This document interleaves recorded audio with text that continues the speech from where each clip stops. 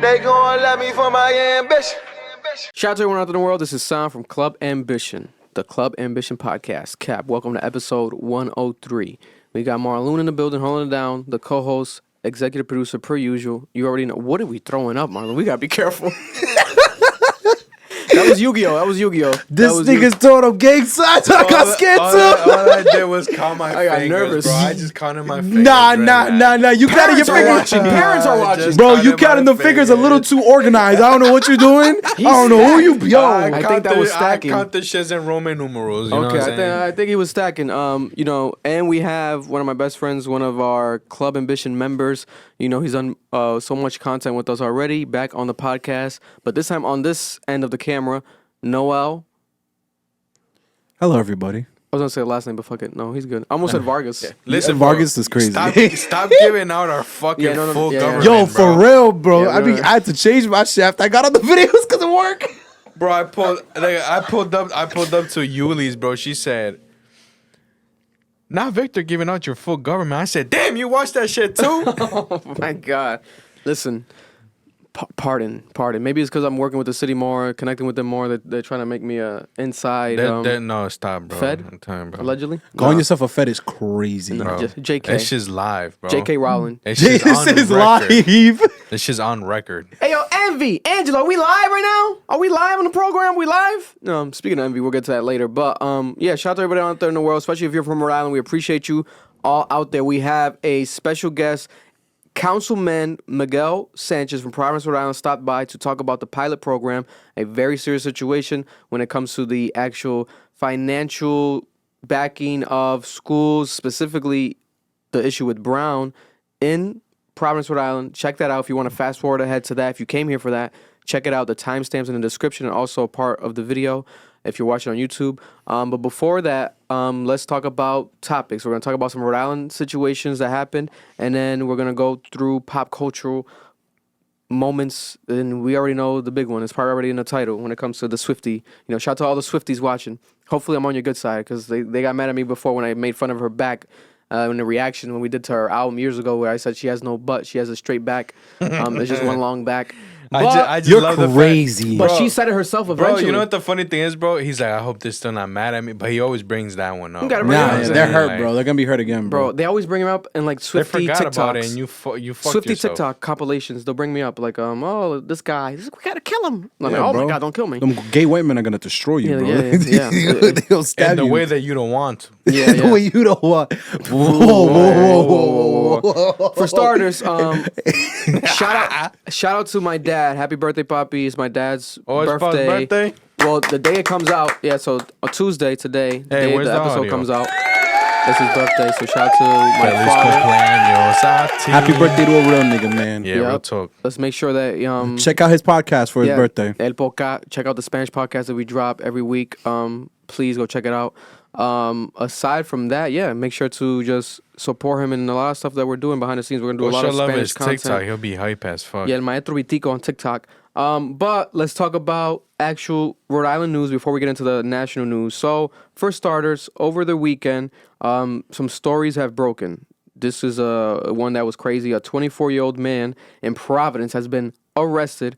He's sentencing about 2.5 years because he robbed 5 banks in 5 weeks. Wait, what? Only 2.5 years? Only 2.5 years. He robbed 5 banks in 5 weeks. What did he... Okay. What did he rob? Their pens? Why is it only 2.5 years? Nah, yeah, bro. This don't make sense. Because here's the thing, like... What the fuck did he... The little envelopes that they leave in the fucking front for you to take for free? and What the fuck did he rob? Nah, but how did he rob them? Like, they do like SpongeBob where he don't got a gun. He's just like... Right, his he's just hand in like, his shirt. He's just like, what up? Give me all you got, bro. Like, yo, like, robbing someone with a deadly weapon is like a 10-year charge. That's what I'm saying. Like, what do we... He did that 5 2.5 times. They got, years, who's bro. this nigga's lawyer? Yeah.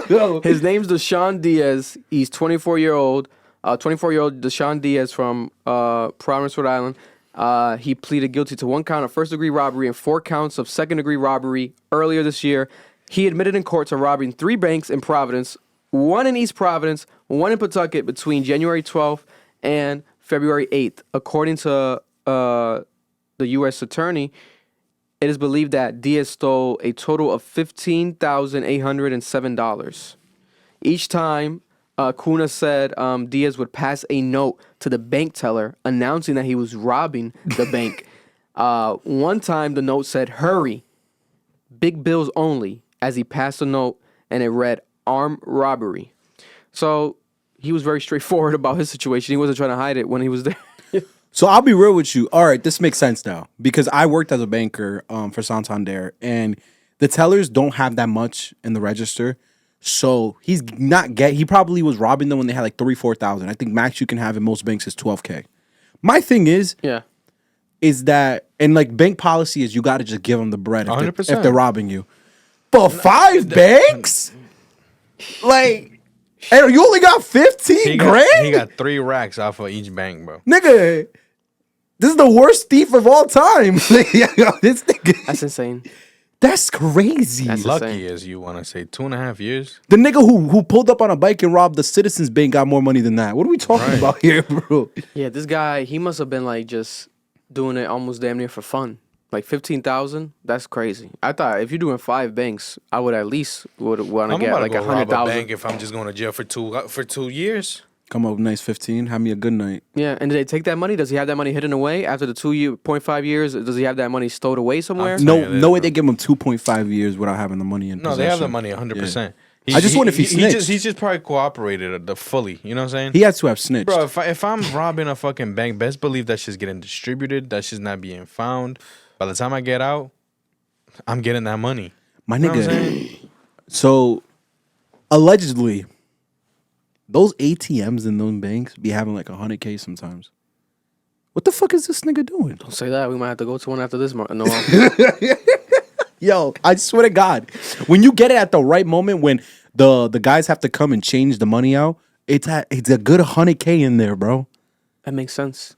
So, the fuck you doing coming up 15K and risking your future? Nigga, I'm going for the lottery, bro. I'm hitting 100K. There's a couple ATMs on the street. We might have to see what's happening after this. Also, this is crazy. Over the weekend, listen up. In case you didn't know, 85% of Americans have actually gambled at least one time in their entire lives, but only 1% of Americans are actually addicted to gambling. Now, even though 1% might sound like a small number, 1% of addiction is too much addiction. So I've teamed up with the Rhode Island Lottery to remind you to gamble responsibly and play responsibly. My generation right now loves betting on sports, parlays, money line. There's actually 5 ways on the Rhode Island Sportsbook app that you can actually play more responsibly. You can set limits to the amount of money that you deposit before you start playing, whether it's monthly, daily, or even weekly. Same goes for wagers. You can set a wager limit for the amount of money that you actually bet. And also, you can set a time limit for the amount of time that you're going to be betting on the actual app. Or if you want to take it even more serious, you can even self-exclude yourself, sign up for a voluntary program, and be prevented from using the app for a year or even 5 years. Or you can press the timeout option to put yourself in timeout for a month, a day, or even a year. Similar to self-exclusion, but shorter time span. And don't feel embarrassed if you actually feel like you've been playing the game a bit too much, gambling too much.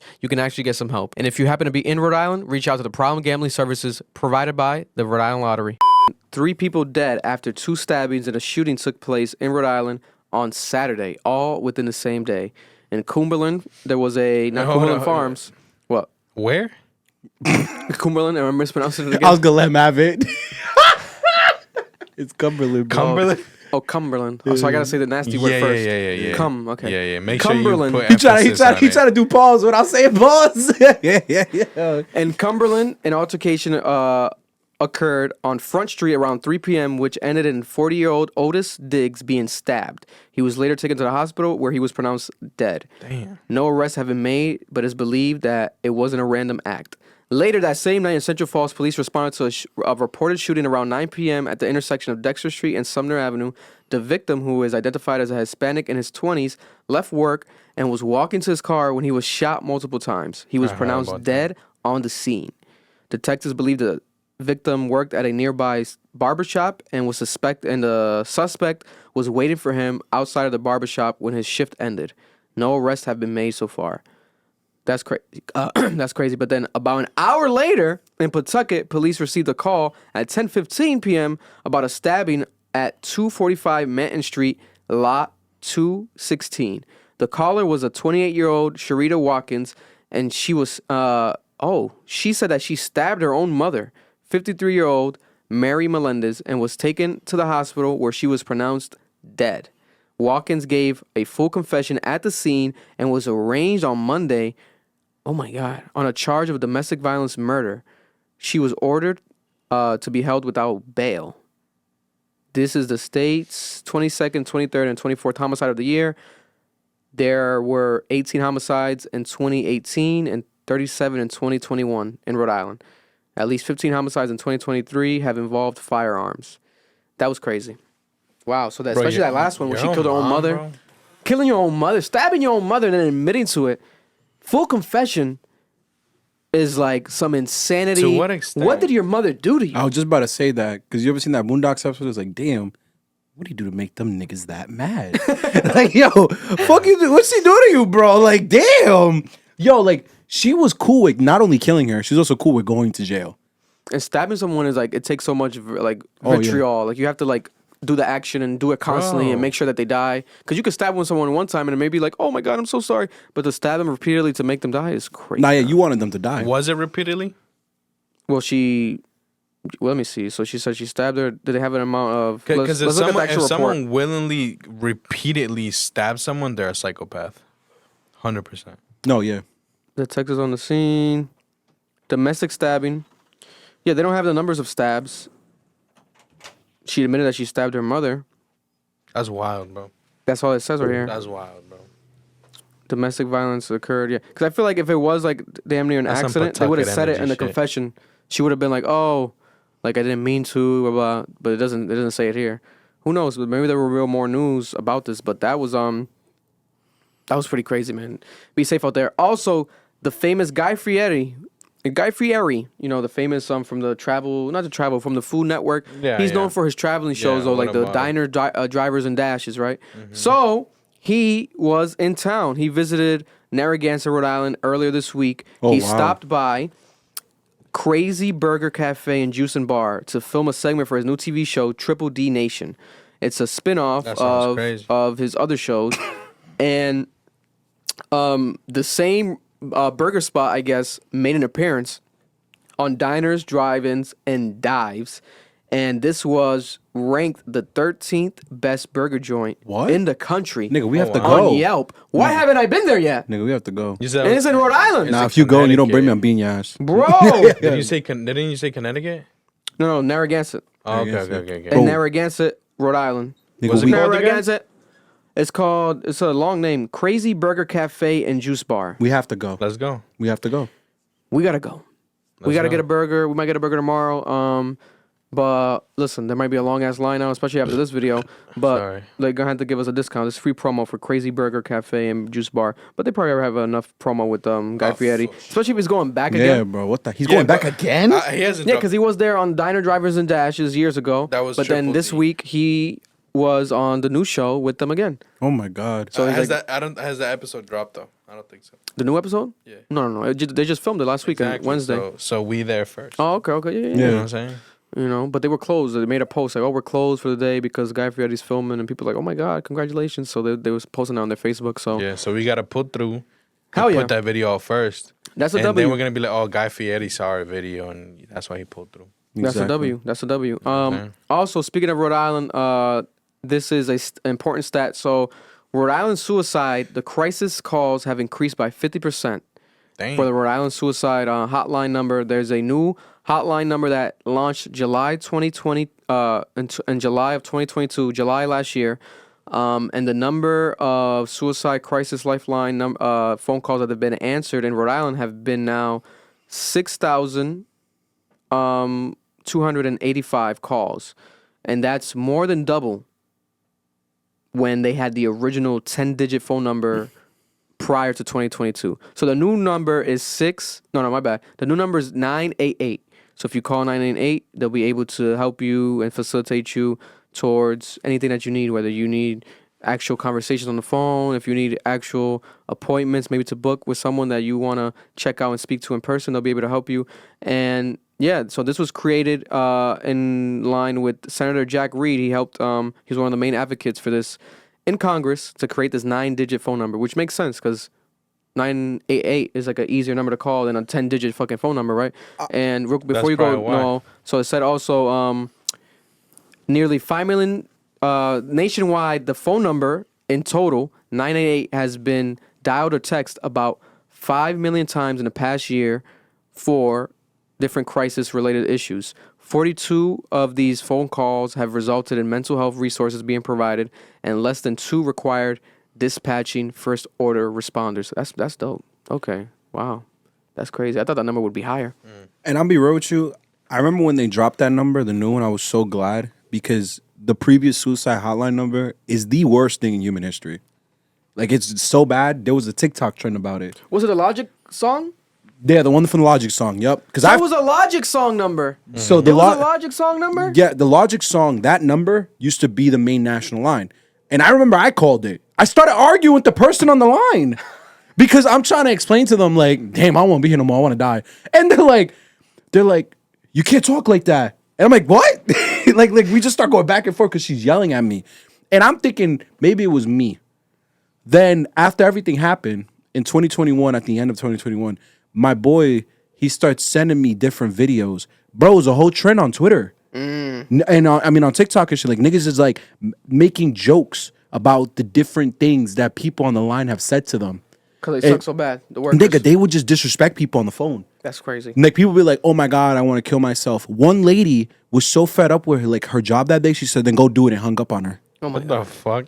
And it's like it's real, bro. Like this is a real thing. I believe it. And I get it because those aren't the before. I don't know about now. Before, the people who were picking up the phone were not registered therapists. They were like call center people making $16 an hour. So like, fuck these niggas. I get it. Like, yeah. Yo, like that shit gets stressful hearing niggas' Talk problems. about a way to kill people without getting your hands dirty. Bro. Exactly. So there we have it. If you guys didn't even know that, because I feel like I didn't even know that the number was existing. So call it if you need any help with, suicidal thoughts. Crisis hotline 988. A simple number. 988 911. It's pretty close to that. So I like that. Moving on though. Let's talk about some wild shit that happened over the weekend. And do not kill me, Barbs. This is going to be straightforward, but we got to talk about this. So Nicki Minaj's husband has been ordered to house arrest. In a court documents filed Wednesday, Kenneth Petty, Nicki Minaj's husband, who was sentenced to 120 days of house arrest by a federal judge in Los Angeles after he was recorded in a video making threatening remarks towards a specific individual while in the company of someone with a criminal record. AKA, he was The in the street instigator, right? with his friend, and his friend had a record. Is like The instigator, bro. some It's- instigating- You know it was the instigator, bro. You know it was. Instigating. Professional instigator, bro. instigating. You ever seen the Mark Phillips meme where he's like, yeah. I mean, the Olympic, that's that nigga, bro. He is Yeah. the instigator. Bro, that shit's crazy to me because You gonna tell me you wasn't expecting no repercussions, bro? we called it. We were like, yo, like this is like, how does this make sense, right? Like, why would you want to do this? And it's like, Nicki Minaj is in a situation where she has a husband who is extremely controversial with his past already, and then now he is trying to overly defend her and threatening the husband of her counterpart, the other artist, the opposing side. Like she has this ongoing, subliminal, sometimes literal beef with Cardi B. So her husband's trying to defend her through going at Cardi B's man, because obviously he's like, oh, I can't hit you. It's like, my man might be able to catch a case for me. But why would it go to that extremity? Especially in the limelight, from what we know. Is there some other shit happening behind the scenes? Like we saw the DMs between Petty's people and Offset. Those seem pretty bullshit. It didn't seem that serious. If it's just based off of those DMs, like nothing actual serious behind the scenes happening. Like, bro, this is crazy. Now you can't leave the house for 120 days. You can't leave the house for 4 months because of what you did online. Because you're a dweeb. And what are you gonna keep going? Is gonna keep on going now? Is she gonna push her album back? Like, what's the plans with this? Like, you know what I'm saying? Like, does she have to stay at home? His boy's probably next to him and be like, listen, man. If I would have gone them fucking 120 days, I would have done something about it, and it would have been worth it. Yeah, man. You know what I'm saying? It's Like the little devil in his fucking ear. Yeah, corny ass nigga just talking in his ear. My issue is, I don't know if this was in Atlanta or not. I think it was in New York. But if it wasn't in Atlanta, It was in New York. If this had happened in Atlanta, I need you guys to understand. Atlanta's in Georgia. Georgia has a stand your ground law. He could have blasted this nigga. All 3, 4 of these corny ass niggas could have put in the dirt, and they're yo. Offset's not going to jail. He's going home, bro, because you're outside my house threatening me.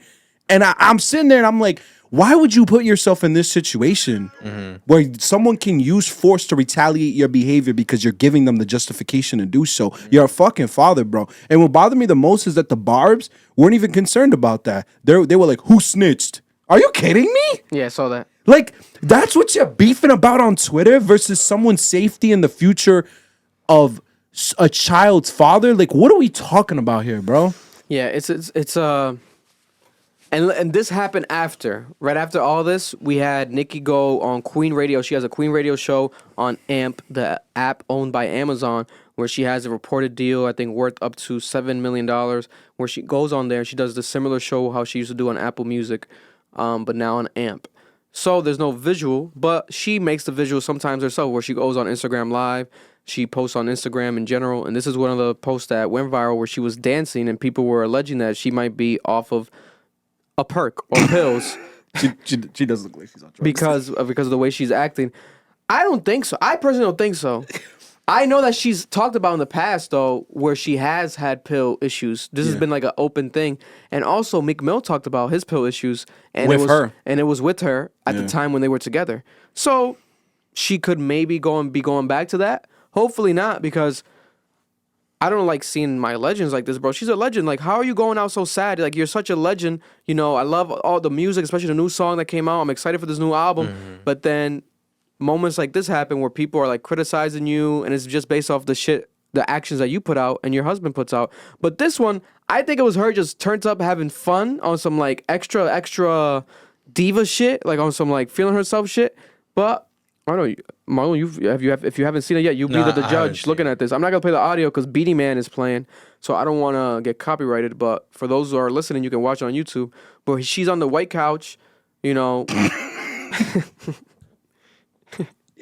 Yo, she look like she's on Mad Coke. She's on bro. She look like she on the craziest Coke run right now, bro. Bro, like she's like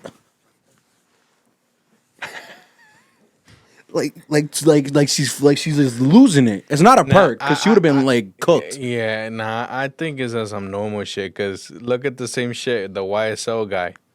Remember, he was acting all fucking crazy at the hearing, and then he gets bodied for murder. The main thing that made me think that it wasn't also drugs was because right after this was another clip where she was with her son dancing just like this, same outfit, like on a chair nearby. So I was like, okay, she definitely can't be on drugs with her child around. I hope not. I hope not, right? Like, it's not. That made me think, like, definitely, okay, so it's not her. It was just her turned up.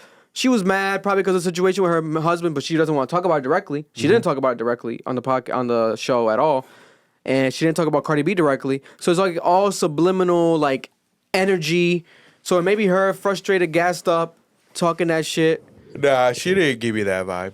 She's a GOAT, so she can fucking be confident. You know, she's one of the GOATs. She is I think she's the greatest female rapper of all time. The moves give me cracked out alt vibes. The moves are yeah, you know, questionable, but I don't think so.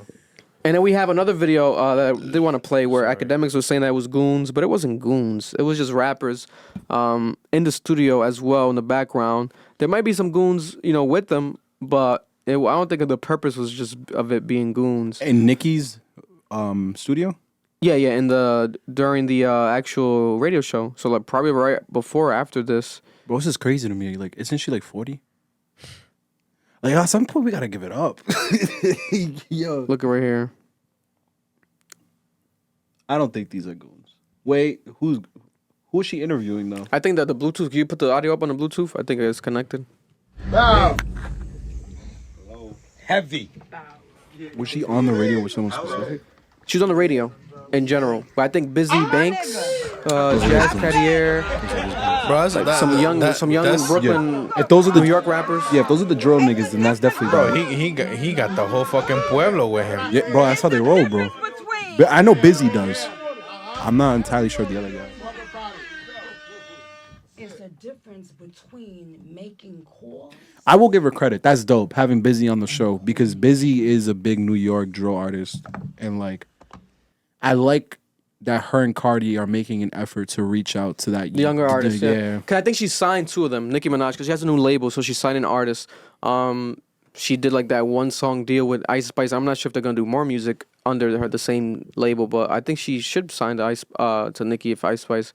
It would make sense, but we'll see what happens with that. But yeah, this has gone viral. People are claiming that the legend, the GOAT, Nicki Minaj, is facing demise. This is like the worst she's ever looked in a public eye, and you could definitely argue that. I think it's becoming like her image is looking like as if she's not a GOAT that she is. But I think if I'm her, if you're not gonna dress Cardi B, your husband, all this stuff because you can't legally, etc., then ignore it fully. Because when you do, like, you feed into the energy, like, doing that, talking like that on your radio show, having people around you, like, giving kind of that energy, like, on some, like, then you're going to keep adding to the narrative. And focus on your music.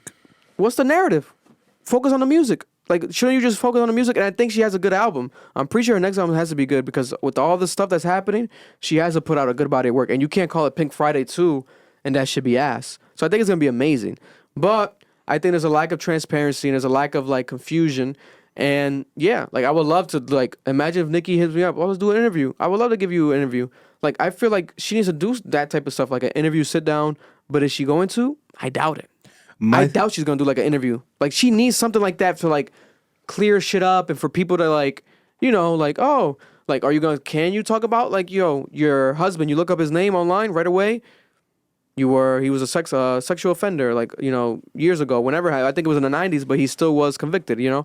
So it was like, and the alleged stuff with her brother, you know, that people can't even talk about. And I get that we're in a sense where it's like, that's her brother, you know, God bless. You obviously, she's not gonna, doesn't mean that she's supporting him fully, but if her brother's in jail for anything, if she wants to, you know, financially back him, she's a millionaire. It makes sense to me, like, oh, that's your brother, you know. And also, maybe, who knows? Maybe they know more than us. I don't fucking know. That's between them. But overall, the perception looks crazy. Like, there's too many, like, negative, like, bullshit things around you where if it's not barbs, the audience is not playing in your favor. Like, you're a legend looking very unlegendary. Like, look at Jay-Z moving so graceful. Like, that's where she should be moving at. Rihanna. Like, all these legends move gracefully, but you have Nicki in the limelight because of bullshit. Mm-hmm. That is, like, come on, your husband's in house arrest. Like, come on. Yeah, whatever happens around her, the first person that they look at is her. I also feel like when it comes to Nicki, I look at her like I do Kanye. I think the reasoning why you're behaving the way you do is not sufficient, and it's making you look insane, it's making you look worse, and you don't even need to do this. You are such a staple in music. You have a great radio show that people support, that has a very large audience that you can use to be, you know, a staple in the rap community.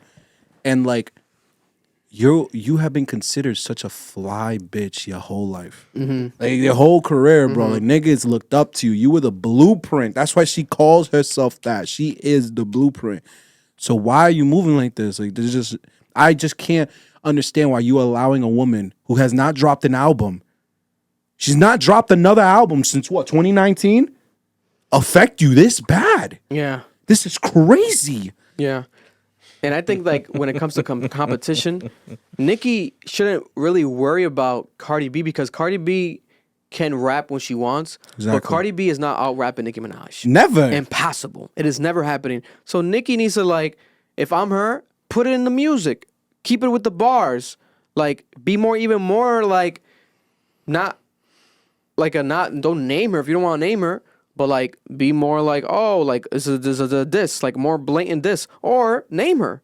Be straight up with it.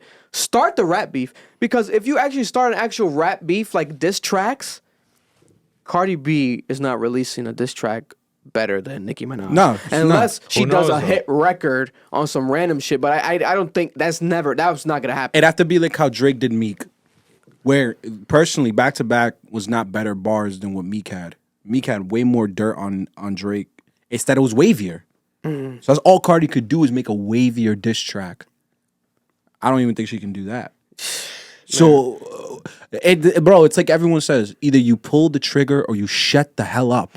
Why do y'all keep like going back and forth with these subliminals? Like it's not getting nowhere. We need rap beef, bro. Honestly, Let's get the rap beef going. we need Let's rap do beef. We need rap Listen, beef. man. Moving on though. DJ Envious. How Rick Ross says Envious. Next week, I'm gonna try to draft up a proper timeline of the events that have occurred throughout this entire year with DJ Envy because there's been a lot of stuff that's happened. Man's invested. Yo, so invested. I'm so invested. This is because like Criminal Minds, bro. it was crazy, man. Listen, I grew up obviously, watching the Breakfast Club. DJ Envy was like a household name for me. Like a DJ Envy, Angela Yee, Charlamagne, like listening to them every day. To this day, I'll still watch their clips on YouTube. I don't listen to them on the radio, Fucking weirdo. but I'll listen to them on YouTube and everything, right? So DJ Envy, right? Always like, oh, he's popular for that. But then, for those who didn't know, DJ Envy has been known for being a very successful financial advisor in general on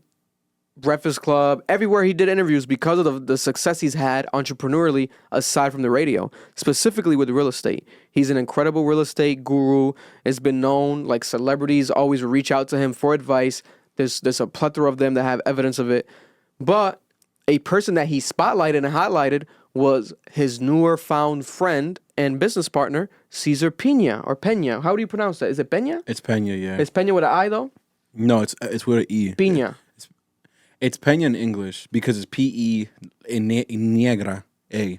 Yeah, but he's also known as NJ Flippin NJ, because he owned literally hundreds of units in New Jersey or all over the world in general. Allegedly to him, he says he owns... Allegedly. He owns 500 units that total up to $50 million worth of real estate. So this was a man that was in jail, incarcerated, right? An incarcerated criminal, allegedly a con man from the past, right?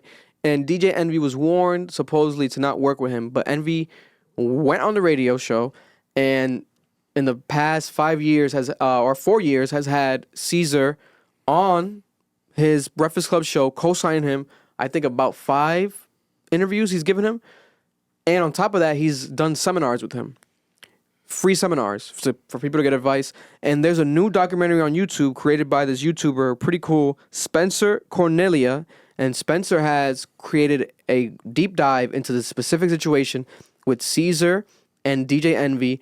And to summarize, we're gonna play a brief clip of it, a moment of it, but to summarize it, you get the gist of allegedly the situation with Cesar right now, where people are suing him, multiple clients, because of the fact that they were familiar with Cesar through meeting him through the DJ Envy Breakfast Club interview or shout out, right?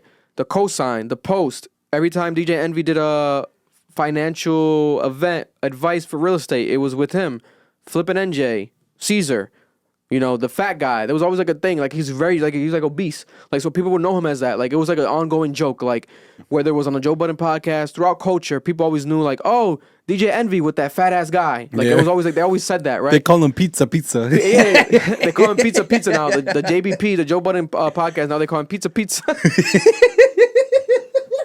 Like Caesar, like Little Caesar's Pizza, but then Pizza, he's like big ass. He's a big ass, bro. He's big as fuck, bro. He's big as fuck. He's one of them big niggas with a shirt be like the fat hangs out the shirt. Yeah, bro. He's very big, bro. Very, very fucking big. Big nigga. So that's what he was known for, right? You can't trust motherfuckers like that. Now bro. a nigga that lets his fat hang out his shirt Bro, is an you can't untrustworthy trust ass that, nigga, bro. bro. That nigga go rob you, bro. 100%, You don't bro. even care that his fat hanging Bro, like you that. don't know what he got under that fat.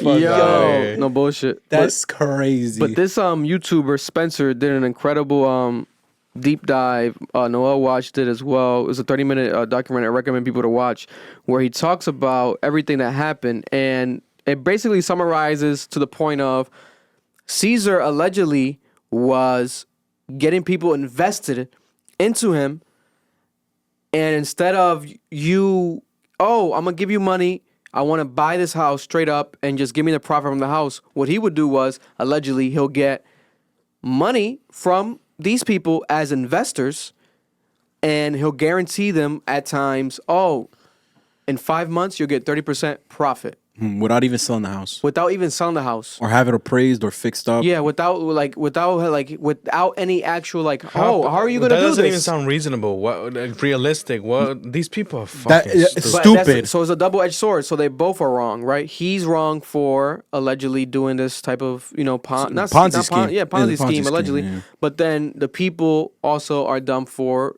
believing in him. But to their perspective, when it comes to like a DJ Envy cosign, etc., it looks all great on paper. You're promising me such a crazy, like, oh my God, this is gonna be good, a good return. No. And what he would do, allegedly at times, was pay them some money. So it's like, bro, you owe me $250,000. Oh my! And they're like pressing him, like, what happened? He's like, oh, I got you. I'm gonna send you a wire. Here's 30,000. So he'll pay them momentarily, but what he would do is, at times, the time when he would pay some people, It was someone else's money. it would Yep. be at times where he would get investments from other people. So it'll rack up. He'll get an investment and then pay other people that already invested with the money that he got from the new investors, right? Yeah. So But it was Marlon- basically hard money lending. Yeah. But it wasn't his own money. It was other people's money. Which DJ Envy at one point, which I want to get the clip of, he said it in an interview where people were like, That was with that was like a thing that he saw was like a good idea, like, oh, using other people's money, right? And he might have been saying that from the perspective of like, America runs on credit, using credit, a using lot of- loans, a lot of right? rich people, that's a lot what of they rich people, say. that's what they do. Use other people's use other money. people's money, but not this way. Allegedly, this would be a horrible way. What are you gonna say, Noah? I was gonna say that this was the worst part of it all is when Marlon, he's literally not paying people back, and they would approach him and be like, hey, where's my money? And he'd be like, hey, hop on this other opportunity I have, and they would give him more money. What the fuck, bro? There were people that were like 4 properties in, and some of those properties he tried to have. He told other people, hey, let's buy this property together, and took their money for it too. People are so fucking dumb, bro. Bro, You have to take accountability for you the know ignorance. how close to me you have to be for me to let you borrow money? You have to be extremely fucking close to me for me to do that shit. Even bro. beyond that, don't I'd have give to a know fuck. you could pay me back because Bro, I have people I'm close to that I don't trust That with too. money. That too. Bro, you gonna tell, bro, Bad Bunny could come up to me and be like, préstame un billete, I got you back, bro. Motherfucker. I don't know you.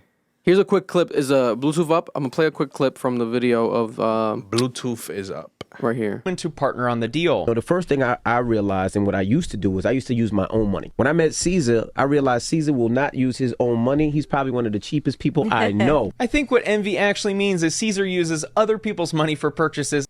Yo, what is Edwin doing? He sound like a what, Edwin? What the fuck are you I doing? heard something. What the fuck was that? Well, he sound like he's like coming. What are you doing? We're recording. What was that noise? Why are your pants wet? Oh my god. You gotta do at the table, nigga. This motherfucker. Nah, This motherfucker. this is crazy. This guys. motherfucker pre-cummed. He got so excited he pre-cummed. I need y'all to understand. I just said a mess with being mad straightforward, nigga. I ain't fucking around. Is that why you're screaming? Oh, I thought you were I thought you were hearing a DJ Envy situation, and he was like making like ad libs for the DJ Envy situation. Wait, you recording? Yeah, we're recording, brother. You said she shut you down?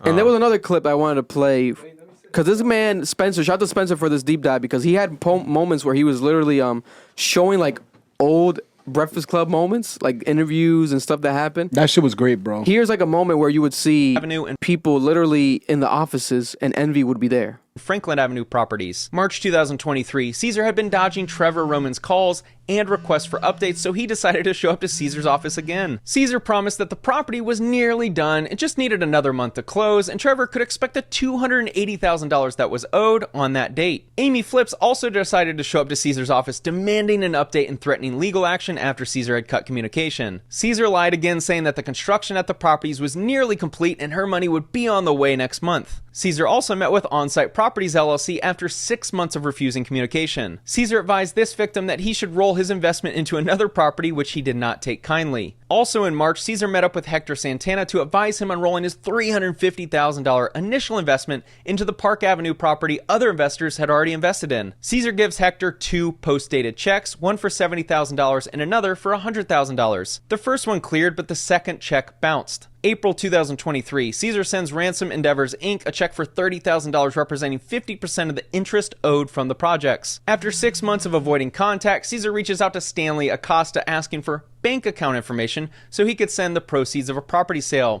The money never arrived. Cesar finally answers Derek D'Angelo's communication and asks him to drive multiple hours to his office. Derek picked up checks totaling $130,000. They both bounced. Derek threatened to report Pina, which influenced Cesar to send a wire of $30,000, leaving the initial $100,000 still missing. If you're wondering where the money came from, the final victim, Chamberlain Group Real Estate Ventures LLC, invested $835,000 with Cesar for the Manchester Ave and Boyden Parkway properties. They were promised a significant return within 6 months. May 2023, Cesar sends 2 checks to Onsite Properties LLC, one for $100,000 and another for $37,000, and he was told not to deposit them just yet. Those checks have still not cleared to this day. June 2023, Barone and Martini are getting anxious that their property doesn't seem to be And then close. you see what he's posting here for visually, you see like the landlord instead of trap lord, like chain pendants. I believe this was like Cesar stuff that he would buy jewelry. So I guess the documentary guy, you know, Spencer's posting this to show like the hypocrisy. Was like, you owe these people money, but you're spending money on jewelry, you know, and that looks crazy, right? And you're on private jets. And you get the gist, but I did want to play the end because I also didn't even finish it, but I did want to play the ending. Felon Not only real that, estate mogul James. You're looking at these fucking properties, bro. Look at these fucking properties. You can tell off bat that they ain't gonna give you that much fucking Yeah, revenue. this shit's not Come even, like, on, They're clean. not. Yo, so this like was dirty. This What was my the biggest fuck, point. dude? People This- are fucking stupid, bro. This is what frustrated me because when I'm looking at the numbers, he's saying you're getting 50, 60, 70,000 back off the sale. And I'm like, in 5 months? no, Bro, my nigga, I don't care how much rehab you do. You'd have to pick the property up and move it to another district. Like, what the bro. fuck are we talking about? People, Like, bro, and he's getting these investments from so-called already people who are in this fucking business. You know what I'm saying? They Yeah. got their LLCs and everything. Yeah, like y'all investment look groups. fucking stupid, bro. Investment groups. I think people are just that desperate to be rich. Yeah, and I think they go off based off cosigns. Yeah. Like it's like if you tell me, yo, check out, like if you're looking for a barber, you're like, yo, actually check out this barber, bro, you should try him out. You can at least try him out. So these people can afford to at least risk one investment with this man that seems to be credible. They see him on the Breakfast Club. They're from New York. They're from New Jersey, tri-state area.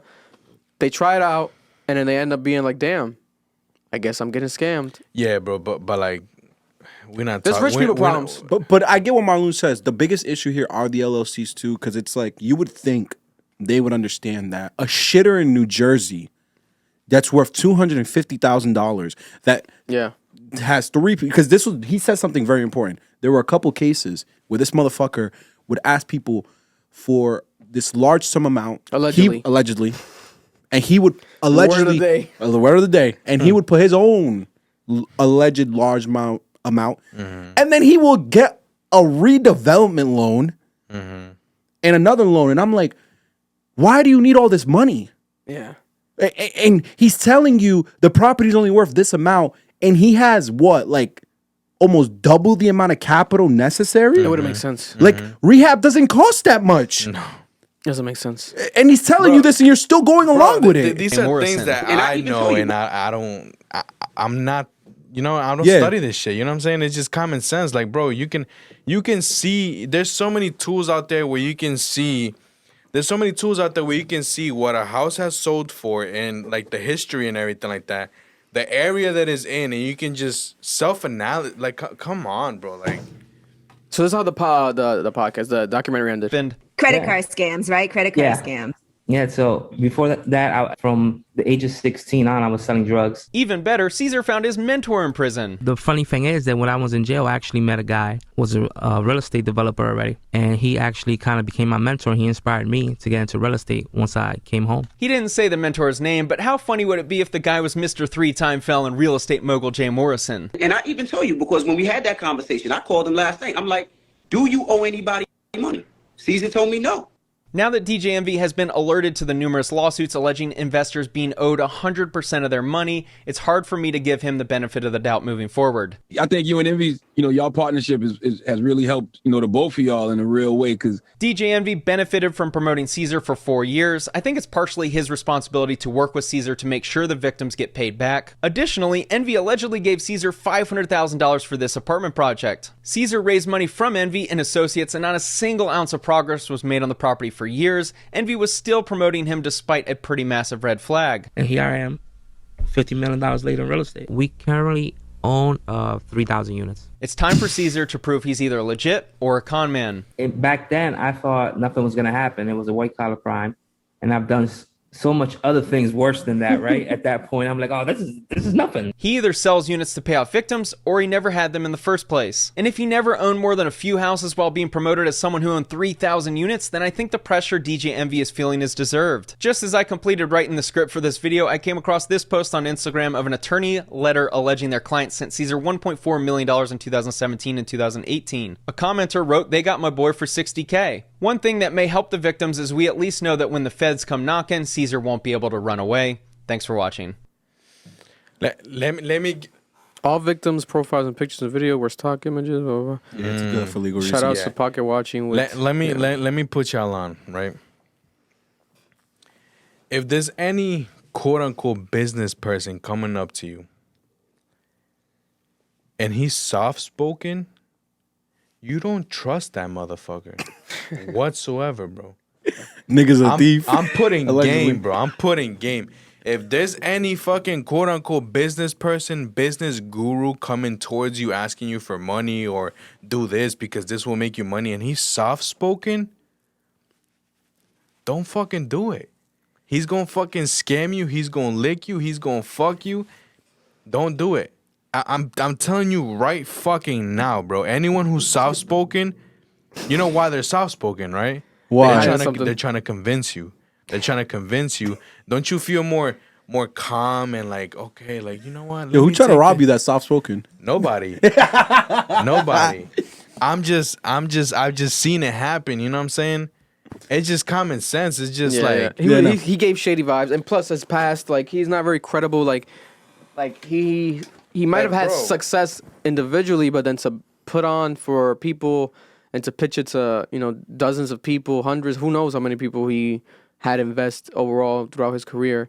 It's just like you have to be more than just, oh, you made yourself succeed, but what evidence do you have of making someone else succeed? Like what money have you made someone else? But then maybe to a lot of people, DJ Envy was that example. Yeah. Even you got the Charlamagne cosign at the end there too. I remember. Which was like, oof. And I remember Angela Yee got into real estate with Envy's advice, and she's had success. But hopefully she's not involved with Cesar. Imagine Envy, not Envy, but Cesar allegedly one of the victims is Angela Yee. That's why she left the Breakfast Club. That's why she left the Breakfast Club. That would be fucking crazy. That would be like a wow, like turn of events. But speaking of turn of events, this went viral over the weekend. So we're starting chronological order. So there was a clip that went viral from Charlamagne's podcast right here. Because Drake's Brilliant Idiots. Drake put out a song last Friday. Can you put up real quick, Marlon, the speaker for us? That way Noel can hear it too. And nobody cared. What was the song? The Drake and Cesar record. No, people, that just dropped and people do like it. Came out last Friday. And it came out last Friday and people just started talking about the lyrics yesterday. Because I saw people, posting about how he said something about whips and chains. You get whipped and chains like an African slave or something like that. And I remember I'm in the group chat and I'm like, damn, Drake put out this record Friday and people just get into the lyrics on a Monday? I mean, that's not Drake like. So I heard this right away, and I immediately when I watched this episode, I was like, this man is out of touch. Talking out of his ass. He's wrong. He is wrong. Because he works on the radio, and he's also admitted to the fact that, you could put the speaker down a bit now. Not fully, but But he's also admitted to the fact that Charlamagne has admitted to the fact that he's not on Twitter anymore. He hasn't been on Twitter in years.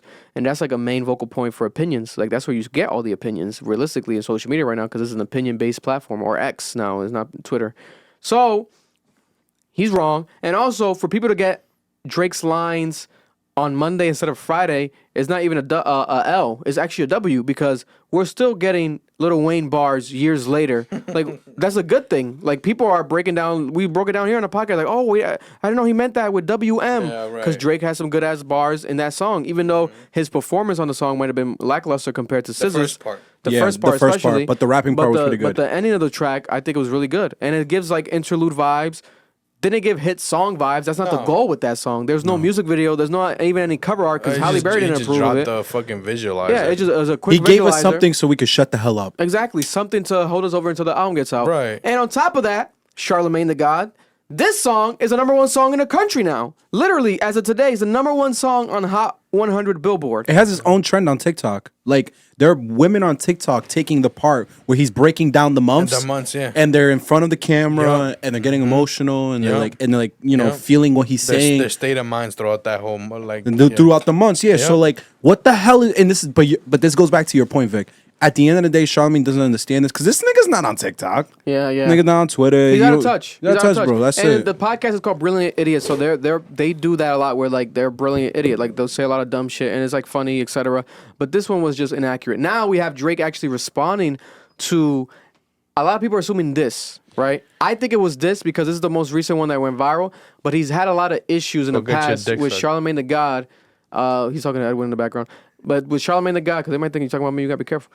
With Charlamagne the God, see the God, who has called Drake out previously, has gone viral. We have always known this. That's why You Gonna Make Me Send Bottles of Charlamagne. He did that randomly in the Meek Mill verse because he was like, yo, you gonna make me start acting crazy. So crazy to the point that I'm gonna send bottles to Charlamagne, who's one of my biggest haters. He's like, I'm gonna show him actually love because I'm so crazy. And he actually did send bottles to Charlamagne, and everyone remembers that. Are you gonna show him what he said on Breakfast Club?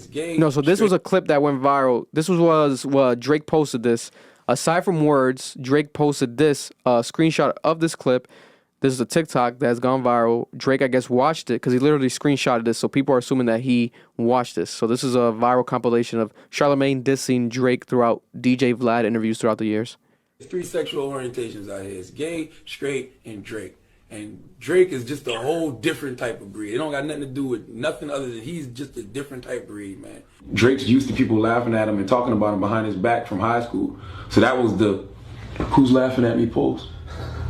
I hear y'all laughing at me. Y'all supposed to be my friends. I think Drake can rap. You know what I'm saying? I think he can rap. He's a dope rapper. But I hate when he sings. And I just think personally, he's a corny guy.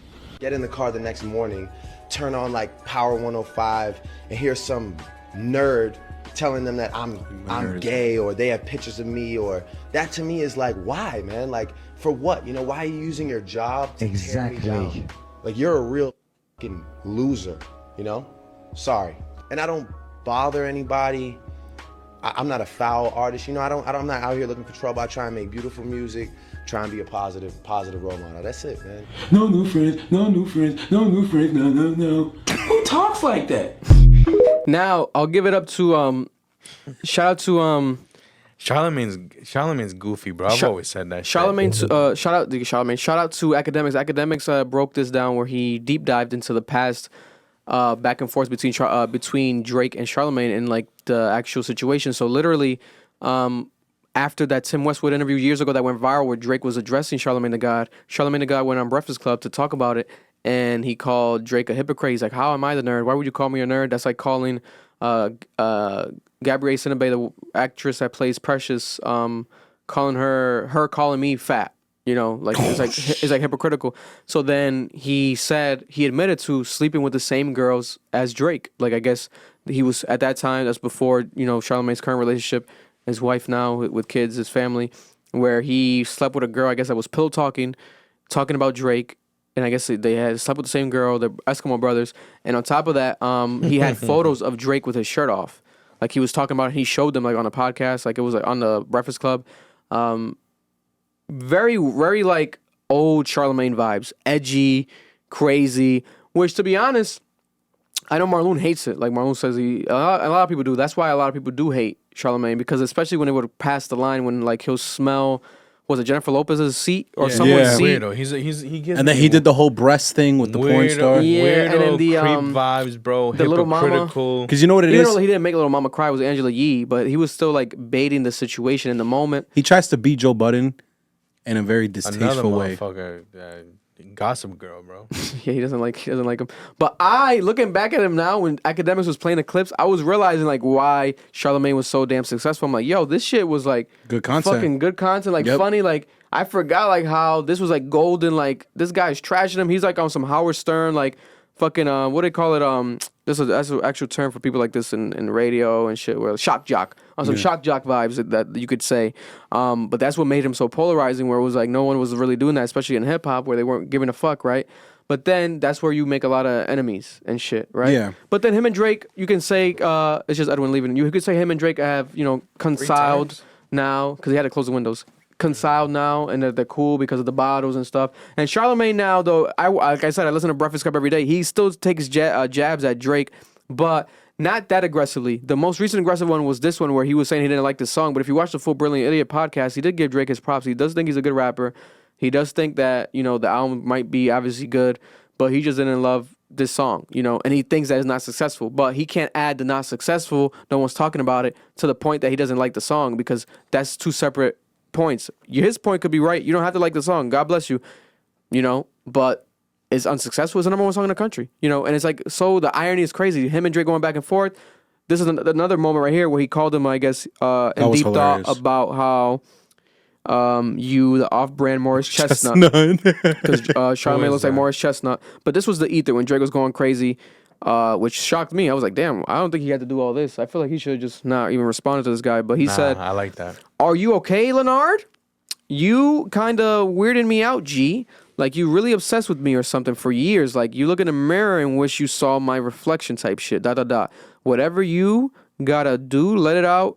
And I'm sure your 435 loyal fans will stand by you. You fucking goof." So I feel like this is like a corny response by Drake. But it's also, when you look at it, it's frustrating. He's frustrated. He's had enough. And it's like, I thought that these guys were speaking behind the scenes. Like, the bottle situation happened, but I thought, like, throughout the years, Drake has at least connected with Charlamagne on social media. This man, he's really, like, sparked, like, his, like, he feels fucked from this. Charlamagne did respond today, and we'll play that as well before I was just we get about to to say opinions. that. That's why his response tells me a lot. So we have Charlamagne's reaction to this today on the Breakfast Club, which in my opinion was obviously sarcasm, but then it could be interpreted as not. But he did say that he's lying. You effing goof. And then he called me off-brand Morris Chestnut. He did. I agree with that. And he put the picture of you with the sweater where you're like really trying to channel it in. Like you were trying hard. I agree with that. Definitely. You definitely had a Morris Chestnut move. I want to tell y'all something, but you're not going to believe me because I'm lying. But Drake and I plan this out every time he drops an album. I'm part of the album rollout. He drops a record, I critique it. It brings more attention to the record, more attention to the project. I keep telling Drake he doesn't need me to do that. He's Drake, but for whatever reason, he wants me to do it, so I oblige. Okay? I don't believe you. I'm just telling you. It wasn't always like that, though. Back in the day, I can honestly say I was hating on Drake for fun. It was hilarious, at least to me. Like, he posted one this morning that I forgot I even said, where I said it was three sexual orientations, gay, straight, and Drake. Yes. Hilarious, all right? But that's just hate, okay? But after back-to-back, and he sent the bottles with the note, let's be friends, we came to an understanding, and we agreed whenever he drops certain songs, I will hate on them in order to bring more attention to the record. I don't think he needs it. I think it's crazy that he wants me to still do that, but, So you actually like slime you out, whatever? No. So then... I think Charlamagne has a problem with light-skinned brothers. Me and Drake, he just don't like. No, it's not that either. I just told y'all what it was, but I'm lying, so it don't matter. See? But, But can we just agree that you don't look like Morris Chestnut, nothing around? So it's like, I'm lying. I'm lying. So it's like, it's almost, though, to be honest, almost like a perfect response, because it's like, you're trolling, right? And it's like, people are going to interpret it however. There's some dumbasses that are going to think that he's obviously serious. Serious, right? When he's being sarcastic, because he's saying he's lying, but then... It's like you're throwing it up in the air for interpretation instead of having a direct response. But he's also trying to act unbothered. We know that he's not unbothered. Also, marketing. their podcast has always been booming, but as recently they've been keep going viral for like random takes, especially Andrew Schultz's random takes on the Brilliant Idiots. And now we have another viral moment for the podcast. So it's only going to give them more engagement, more traction. People are going to tune in next week to see what else are they going to talk about. Well, Drake responded. So it's like, when you feed into it, that's why I think like Drake might have not should have done this. But it could be marketing for him as well. Hey, let me respond to Charlamagne. It's only going to gas my album up more. And on top of that, hey, Charlamagne, you don't like the song, whatever, blah, blah, you on my ass? Wait until you get this album. Is he going to diss Charlamagne on the album? Is he going to diss someone? Lil Yachty said that, right? He said it's going to be a critical, controversial album. The topics he's talking about, oh my God, right? This song so far, it's good, but it's not like a hit. It's like, there's a little vibe. Give me interlude vibes, right? Middle of the album, B-side. Is this the worst song on the album? This might be the worst song on the album. And he dropped it on purpose first on some, here's something, hold you over, and now let me go hard on the album. Because guarantee you, if this album is even a bit lackluster, guess who's going to go in on it every day? Charlamagne the God. So it's like now you have more pressure from people in the media, where it's like you already had the situation with Elliott Wilson, right? The back and forth with Elliott Wilson. Now you got another situation back and forth with Charlamagne the God. And it's like you're feeding into it. And it's like you're not going to give these people interviews because you're doing the Bobby interview.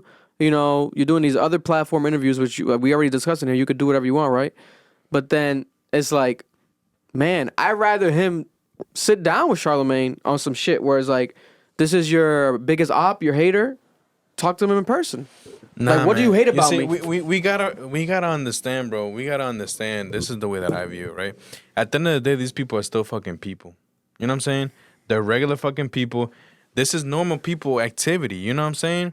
We used to do this shit back in the day. You know, we would fucking throw subliminals and shit like that. We would do it. You know what I'm saying?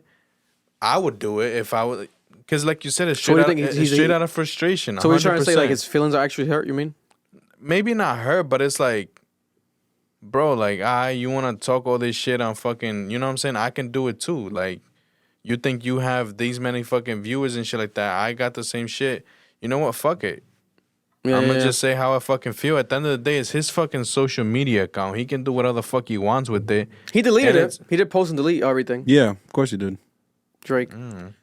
My thing is this. I have a very problematic take on this. So, I think Drake should kill him. No. I actually think Drake and Charlamagne are cool. So you think it is how Charlamagne was? I think their marketing was falsely alluding. Because you know what it is? He does it with Joe Budden. That's when I knew. You think that's fake too? No, hell, they don't have beef. They're friends. Yo, bro, they were going out on dinners, bro. That's like a real thing in like hip hop. Like niggas know they're friends. That's why this is why I get frustrated with Drake. That would be crazy. This is why I get mad at Drake, because you know what? Drake is just like Kanye. They have these insane little rollouts where they're just causing fucking problems to get everyone's attention. Yeah. And I think what's going on right now is Drake understands his album got pushed back because he had to finish the tour. Mm-hmm. A lot of people are pissed about it. It's probably in his mind, he may think he's losing traction. He's to keep the eyes on him. Yeah. So he's doing outlandish shit. He's wearing the little clips in the hair, and he's doing the girly hair, and it's like, it's now breaking the internet. It's like, oh shit. Now he's beef with Charlamagne. Look, over the song. Niggas don't fuck with the song. Is the album even gonna be good? Yeah. I think this is all just a marketing plan for Drake. I think Drake is much smarter than a lot of people give him credit for. Listen, it could happen. It could be the thing. I tweeted this morning or earlier where it's like, I think this could be the worst song on the album on purpose. I agree. Because, man, especially he pushed the album back so much, whereas like now you can gauge people's feedback. If people don't fuck with the song like that much, then you can even like tweak the album. I mean, put this song here and delete the song, blah, blah, blah, fuck with the track list. Like, it's also maybe like on purpose. Maybe it's not on the album. That's what I was going to say. It could not even be part of the album. Yeah. But it is so far. When you check on Apple Music, it is. Like, that's the single for the album. Yeah. The only single. I think Search and Rescue is not even considered a single. I don't know why not. People were saying because that went number one. Yeah. That went number one. But it's crazy. Like, this is, I think, SZA's second number one this year. She had Kill Bill, top of the year, off of her new album by herself. Mm-hmm. And now she has this one with Drake, which is a W. And now we have Drake. I think this is his, he's one more number one away from passing or tying Michael Jackson, something like that. Yeah, it's some crazy shit. Some crazy number, some crazy stat. And I think he's going to give us another song before the album drops. Yeah, that's what I was thinking too. And I think it might This in that Friday? song. Yep. And I think in that song you're gonna hear a subliminal to another beef, either Mm. Push, Kanye, somebody to keep that momentum listen, going. I said it already. We need the rap beef. I think that the beef between Drake and Charlamagne lies to it all points to one man. I think Kendrick Lamar. Because Kendrick Lamar and Charlamagne supposedly behind the scenes are close. And Charlamagne literally sense. said when Kendrick Lamar's new album came out, and he still says it every time he gets a chance to, he's like, this is one of the most important albums of all time. Like he says, like top 2 most important rap albums of all time. The album Some about his crazy ass aunt? take. It's like, how is that? The what are you album talking about his aunt? Yeah, like, what are you talking about? Like Kendrick Lamar is the most important rap album of all time, but what are you talking about? To Pimp a Butterfly, yeah. Yeah, not this one. Bro. Not this one. So it's like, and he does that a lot, where it's like people call him a Kendrick Lamar dick rider. So it's like, oh, and like, you know, the Kendrick Lamar Drake situation behind the scenes. I honestly hate the fact that people give so many fucks about what Charlamagne has to say, bro. He's a staple in the culture. I He's a get it. staple in the Man, culture, fuck nigga. My Charlamagne, thing is, bro. I only think He's this the is number 1 black broadcaster. I think of all this time. is. I He's only a think hypocrite, bro. my thing. I truly believe this is marketing because remember Diplomatic Immunity before it came out with Scorpio. It was a 2-pack. There was a 2-pack that came Yeah. out before Scorpio on Diplomatic Immunity. He was sending fucking heaters against these niggas. Yeah, yeah. Every beef he had was on that song. He's a messy nigga. That's a hard ass. He likes song. beef. Like he likes beef to start shit up. And we need it. We do. For all the dogs. Listen, if Drake's the one that finally says Candyman and starts calling these niggas out, I'll be so happy. That's what he needs to fucking do. That's what he needs to do because you know what? I'm tired of this little beef between him and Kendrick. This shit is corny, Bro, This little sub. gotta we start need naming- rap beef, bro. Hip hop this year has been fucking atrocious. And bro. Kendrick was the only one willing to do it because remember that Element, the original Element verse got leaked, and he was trashing niggas. Yeah. And if it wasn't for Big Sean reaching out to him, hip hop would be in a very different state right now. Man. And it frustrates me that Drake has all these issues behind closed doors with these niggas, and he's not willing to say anything on a song except these little subliminal disses. They're like, "What are you doing, bro? Stand on your shit." Fuck, man. Shit used to be so much raw back then. We was like in high Nigga, school. remember shit like that. Control? Come on, bro. Till Yeah. this day, I play that shit. That But shit's it might nasty, get back bro. to that. It might get back to that. You know, Drake couldn't push that needle. Pusha T supposedly has 3 albums coming. He has 2 done and like 1 special planning right now, 1 special project. So And Pusha T's down to say a name. yeah, 100%. He's definitely have Jim Jones on that album, dissing him. He might have Max B as a sample on that album. Oh my god. I fucked your wife. yo, that really If could he takes it, happen. that'll be insanity. But we never know. But speaking of insanity, when it comes to the worst parents maybe of all time, Blueface and Chrisean win that award. Unfortunately, without a question, right? This is a disgusting display that's been happening where you're taking a child's innocence and you're using it as entertainment. I personally try my best to stay away from the Blueface and Chrisean topics because it's so much to talk about. And at the same time, I really don't care because it's pointless.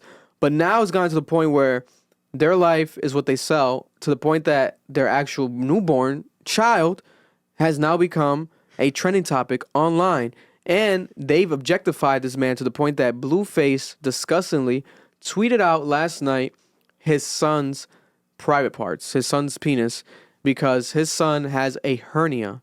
He was born, I believe, with a hernia, a serious health situation. He needs to get surgery for this. He posted this in spite of Chrisean, trying to say that Chrisean is a bad mother, etc. This was the first time he's seen the child in a while, and he took a photo of the child and posted it online for millions of people to see his child's private parts, and then still justifying it, tweeting saying, "This is my son, I don't give a fuck, blah, blah, blah, y'all crazy, y'all, blah, blah, blah," going off, right? Tweeting and deleting all night, Blueface. Now we have Chrisean allegedly saying that she is going to sue her baby daddy, Blueface. This is her today, the morning after. Yeah, and I'm pressing charges. I don't need no money, no child support, but I'm pressing charges, bro.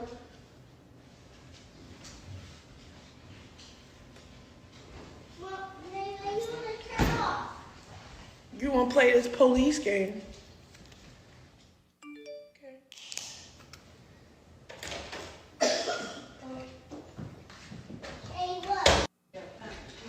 So, You saw the pic of the baby folded at wall. You haven't seen that shit? Oh, the photo, yeah, of Chrisean, yeah, because she went viral prior to the story because she was walking with her child in Walmart, and the baby With no back support, bro. had no back support. The baby's back was bent. Looking like a lawn chair, Bro, the poor child, bro. The poor child. And then Chrisean said, like, to justify it, she was like, what do you guys want me to do? Like, I'm a new mom. Like, the person that was recording me should have helped me. And it's like, oh, what the fuck are you talking about? Like, your family should have helped you. Your baby daddy should be helping you. And then when he comes to try to help you, I guess he discovers the hernia situation. But he made it seem as if he didn't know that. Allegedly, she said that he knew this. Like, that's why he went to Baltimore the other day when they linked up and he made that song, Distant Little Baby, that. Because of the fact that the baby had surgery, but she missed the surgery. Like, she missed the surgery day. She was late to the appointment, something like that. So there's an actual child's health and innocence completely being on display right now in a disgusting way. And it's pretty insane to see, whereas, like, social media will just amp it up. And it's like, you know, a lot of that shit is funny, but then it's also extremely sad. Because I'm a parent myself, and if I were to see, I would never see myself doing any of this. I'm a new parent, young dad. Why would I want to post my child's private parts on social media? Like, where is Child Protective Services? Like, where is the actual federal, like, the feds need to come in and, like, take that child away. Police, help! Like, why is there no actual, like, law enforcement being intervened with this? Like, at this point, this is not okay. Now, this is elite snitching. I'm not gonna lie. Like, they're snitching on themselves and they're still not in jail. This is crazy. Bro, how are you gonna snitch on yourself and still be out in public and still be paid thousands of dollars? They're getting paid thousands of dollars for walkthroughs because of their clout from being bad parents. So if we're bad parents, we get enough clout and attention that you can pay me $60,000 to go to your club and play songs that no one listens to anymore at all. Songs that people might not even know the lyrics to. But just because your presence is there, they're bad parents. Blueface and Chrisean, let's bring them to our club. What is going on? Did you see his tweet this afternoon? What did he say? I got hacked, my bad. Oh, God. Yeah, because legally he wants to protect himself because Chrisean's trying to press charges, so he wants to say, I got hacked. That wasn't me. All this bullshit. Bro. I laughed. I think that in my opinion, he's been done when I saw, like, the antics between them. Because for those who don't know, Chrisean has been leaking the fact that Blueface gets all of her money. Whenever she does walkthroughs, it goes straight to Blueface. He's basically pimping her, like, on some shit, like, allegedly. Like, is on some pimping shit, whereas, like, he collects the money. He collects the bags for her. Nothing goes directly to her. You think he's threatening her? Yeah, he might be on some extortion shit where it's like he's holding the money for her. Like, that, this is wrong on so many levels. Because he's like, oh, I put you on, so I'm going to get the bread. Bro, what vindictive mentality is this? Like, we got to get out of this like, hellhole that these people have brought the culture to right now. This is the bottom of the barrel right now of culture, of hip-hop, black culture, media, is Chrisean and Blueface. Like, it doesn't get worse than this. But let me ask you a question, Vic. When it comes to her, does she not reflect what we see of so many women in our lives? Just accepting abuse. And I'm not, hold on. 100%. Let me make this very clear. Women who get abused do not deserve it. And a lot of times they're being threatened, so they have to stay in their situations. But when it comes to her, someone who has the financial means to leave, has a family, as she's already shown us, do you feel like, you know, that some responsibility has to be placed on her? On Chrisean? Yeah. 100%. I think it is a even playing field where it's like he is a fucked up baby daddy and a horrible partner, but at the same time, she is just a dumbass person. Like, she unfortunately is very dumb. She has a lot of potential, young, beautiful, college athlete, school athlete. She could have been something very successful, right? Instead, she's taken the route of just clout and attention. And to her, she's like, well, it's just me, my life on display. I agree. My trauma on display. I agree. Let me make money off this. It's just me being myself. Like, what do you guys want to do? This is not scripted. I agree. Where it's like, no, just because that's your life doesn't mean that it's okay. And on top of that, there's a lot of girls like me, 100%. But let's stop it.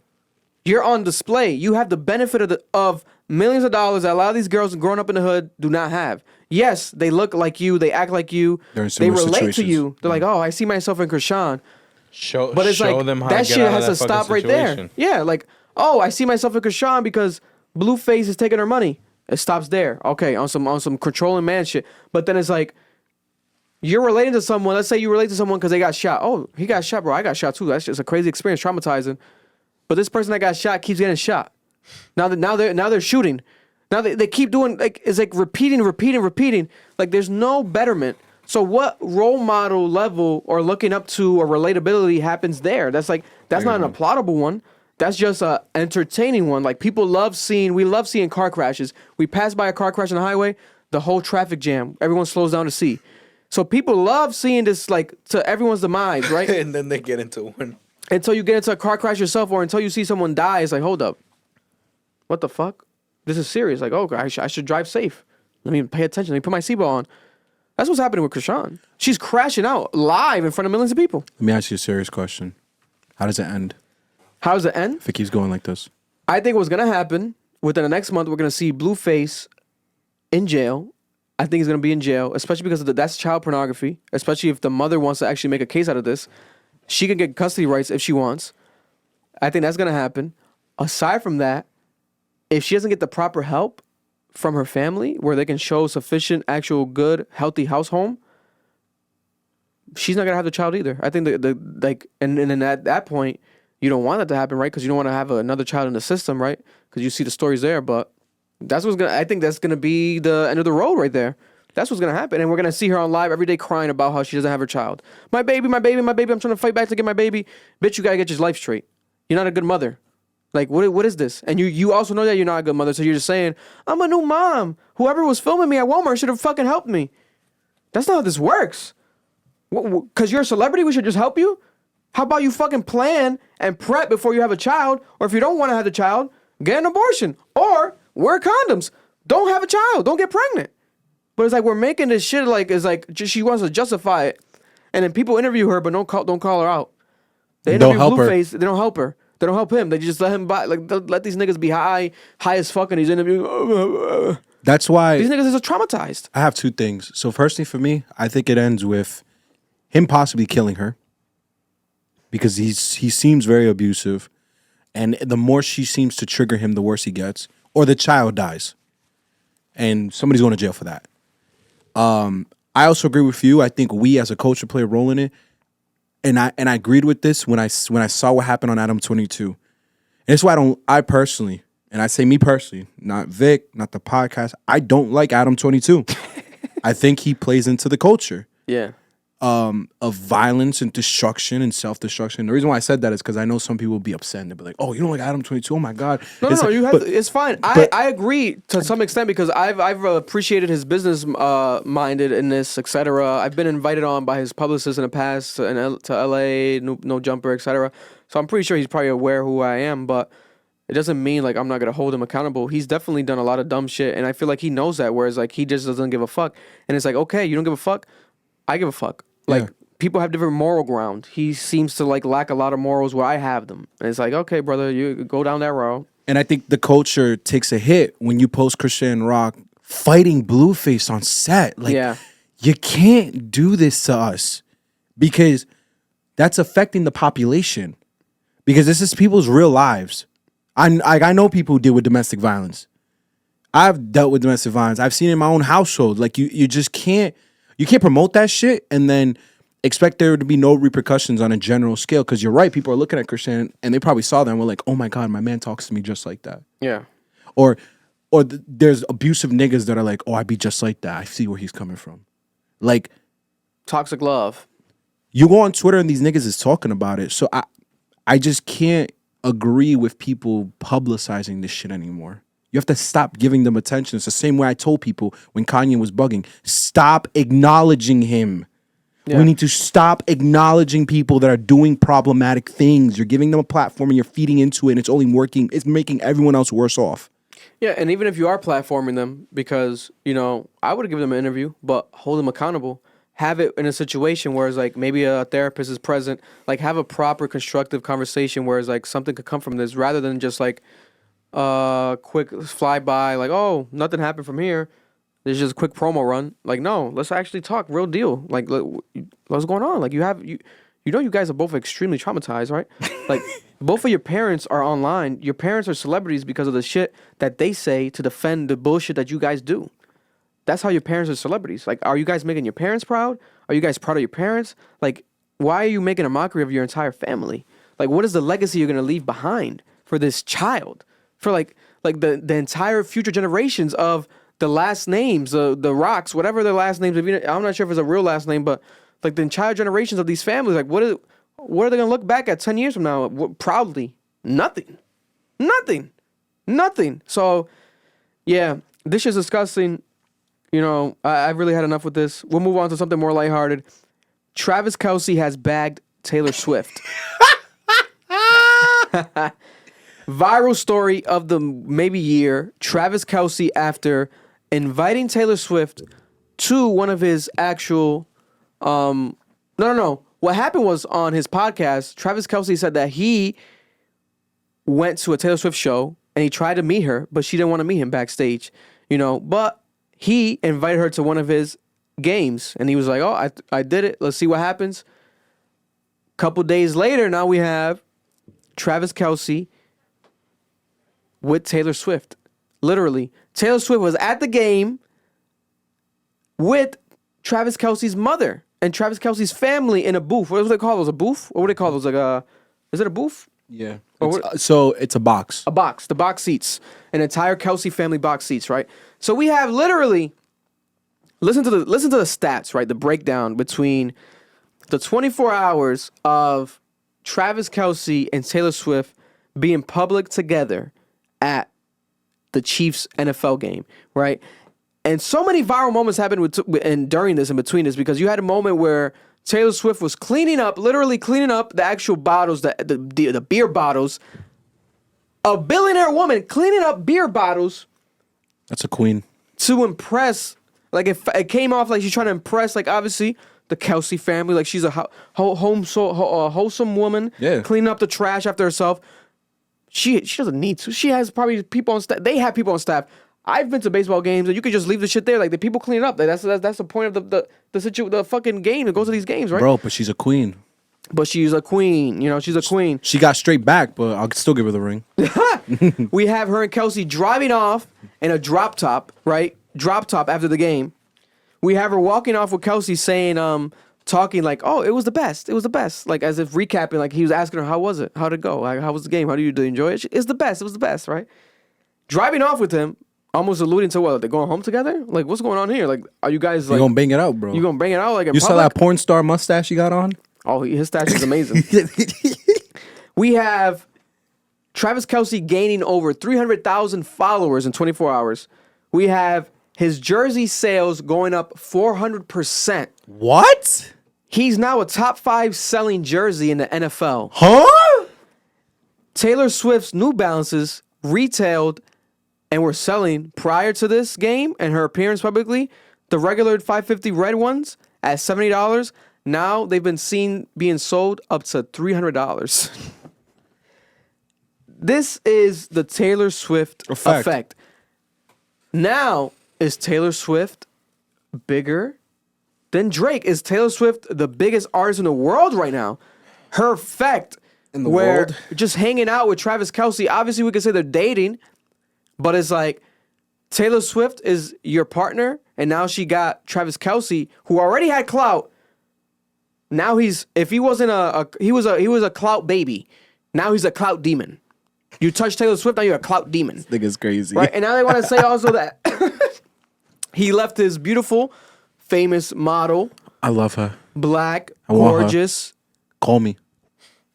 Queen. 401 6. Were they married? No. No, they weren't even engaged. Partner, right? His woman, his girlfriend. Yeah. Right? That separation happened. Taylor Swift had a separation, I think, with a bandmate from, was it 1975, the band? Yeah. That guy that had a controversial story where he was making fun of, I think, Ice Spice, damn near, almost borderline racist, like the joke. He called her like a monkey, something. Yeah, some shit like that. Something like that. And that's why Taylor Swift made the song with her. That's what everyone assumed. Yeah, so people assume that Taylor Swift made a song with Ice Spice. Remember we talked about it in here. Horrible song. Yeah, the song, the collaborated song that was like big for the Swifties and big for the Ice Spice because the cosign is like, wow, the acknowledgement. The song itself, I didn't love it. It's like, what is this? But it worked for the fan bases to interact, right? And then they were pictured together at the VMAs via Ice Spice and Taylor clicked up, right? Mm-hmm. So it's like, oh, she left. Did she leave him for that? Okay, we know that she's single. Oh, we know Travis Kelce's single. Boom. He put it out there in the world on his podcast. He also is handsome. People have always said that. Like, he's like a handsome football player. And on top of that, like, he's cool. Like, he comes off very cool. No, he's beautiful. Like, he's one of those, like, he's invited to the barbecue. Like, he's white, but he understands black culture. Not in a corny way. Bro, he's wavy as fuck. Like, his black girlfriend really got him wavy. What's his name? He's mad nice. Travis Kelce. He's one of the best tight ends of all time. Yeah, Many he's- argue top 5. Top 2. Top 2. First ballot Hall of Famer. Yeah. 2-time Super Bowl champion. Yeah. So it's not like he's a bench player. Like, it's not just, oh, I'm just with him for, this guy's the top dog. Bro, he's in the same conversation as Gronkowski, bro. Yeah, yeah. So, like, Gronk and him are literally It's one like and 1A, two. 1B. Yeah, exactly. So, like, this is definitely her most famous relationship for me. By far, bro. And it's only getting started. It's only gonna. This is day one. This is about to be. This is about to be crazy. When she breaks his heart, oh, I don't want to hear it. Listen, that's just gonna be crazy. Why do you think she's gonna be the one to break his heart? Because she always does it. She always does it. She's the heartbreaker. Hell yeah, bro. Y'all don't. Yo, she be making mad songs about heartbreak, and this is the reoccurring joke about Taylor Swift. You make all this sad ass music about your life, but you break up with every nigga you've ever dealt with. My God. So like, what the hell you talking about? Like, why you so hurt for? You a Swiftie? I dabble in the Swiftiness. You feel me? I dabble in the tracks. I'm not gonna lie to you though. It's a big. I think neck, Taylor bro. Swift is the biggest artist in America. Yeah.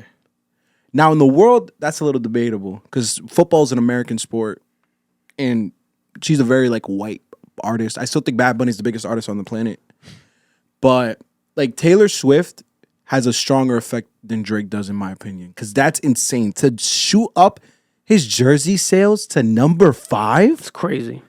Like, do you understand how hard that is for a football player? And them jerseys are not cheap. Not at all. They're like $100. I know, bro. Look at Taylor clean up. Even the people record like, she's cleaning. What the fuck? It's like a rare specimen. It was like they're looking at an alien like, what? Taylor Swift is cleaning up? It's because it's true. It's like, whoa, you add everything together. She's next to the mother. It's like, oh, she's on some dope shit. Like, she really likes this guy. She's trying to impress this guy. Like, on some girl shit. You saw her teasing and cheering him on? She's very girly. She's very girly. Yes, I don't know, man. I'm the type of person, I go to some shit like that, bro. I'm not leaving the trash there, bro. I'm picking it up. That's feel how it. I was But that raised. wasn't her trash. That's how I was raised still, bro. She's worth $1 billion. Rich Who milk. gives a fuck? That's rich milk, bro. Rich milk is crazy. Like people gotta realize that these motherfuckers at the end of the day are normal human fucking beings, bro. That's the shit that gets me tight, bro. Motherfuckers be forgetting that shit.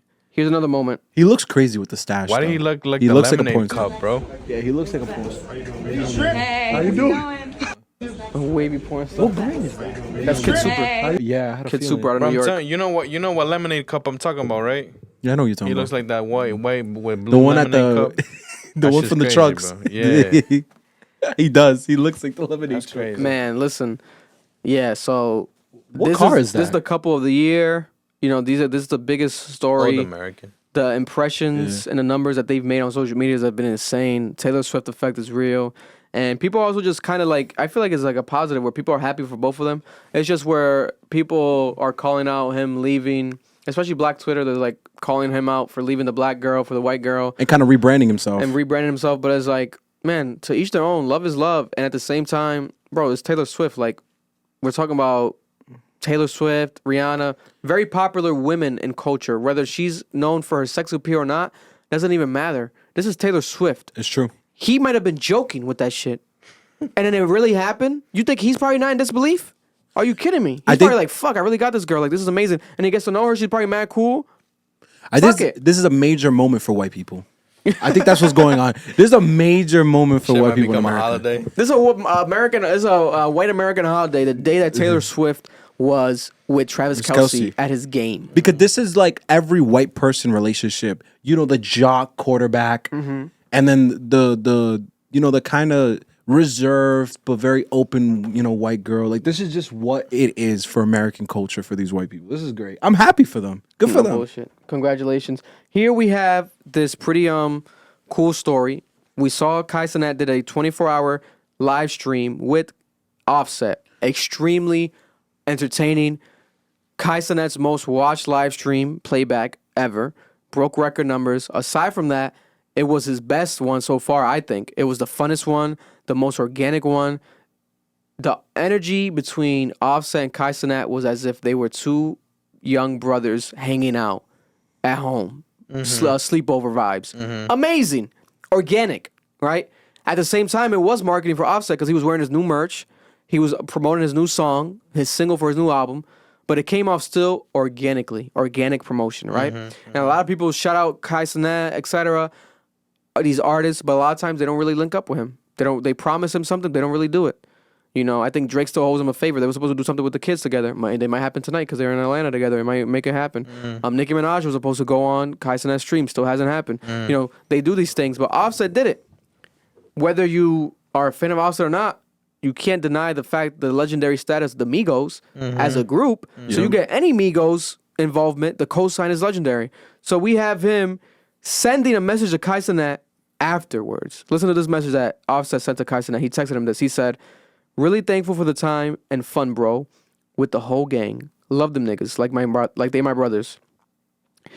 Thank you, bro. I haven't had fun like this in a long time, bro. I needed that in my life. Been so serious for so long. Niggas been going through shit with no fun. Thank you, thank you." Amazing. Amazing. He's thanking him. He's thanking him. Kai Cenat's so blessed and grateful for you to come and give him this like cosign. Come on here, platform, give me some content for free. I'm making millions off this for free off of you. And he's like, no, thank you for the time. Thank you for the friendship. This is a man that just lost. I was about to say that, yeah. What was the relation? It was his cousin. His cousin, right? He just lost his cousin. Takeoff was his cousin. Takeoff. Takeoff just passed away. That's like a cousin, brother. Obviously, rap group member, partner, business partner. He's traumatized still. Everyone saw him die. Everyone saw the videos of Takeoff dying online. He woke up and saw it on his phone. Come on. Like, literally, they're watching people walk over his cousin's dead body. So he's going through so much trauma. And it's like, you get a genuine moment where you're just hanging out, kicking it. And it's obviously on camera, it's a live stream.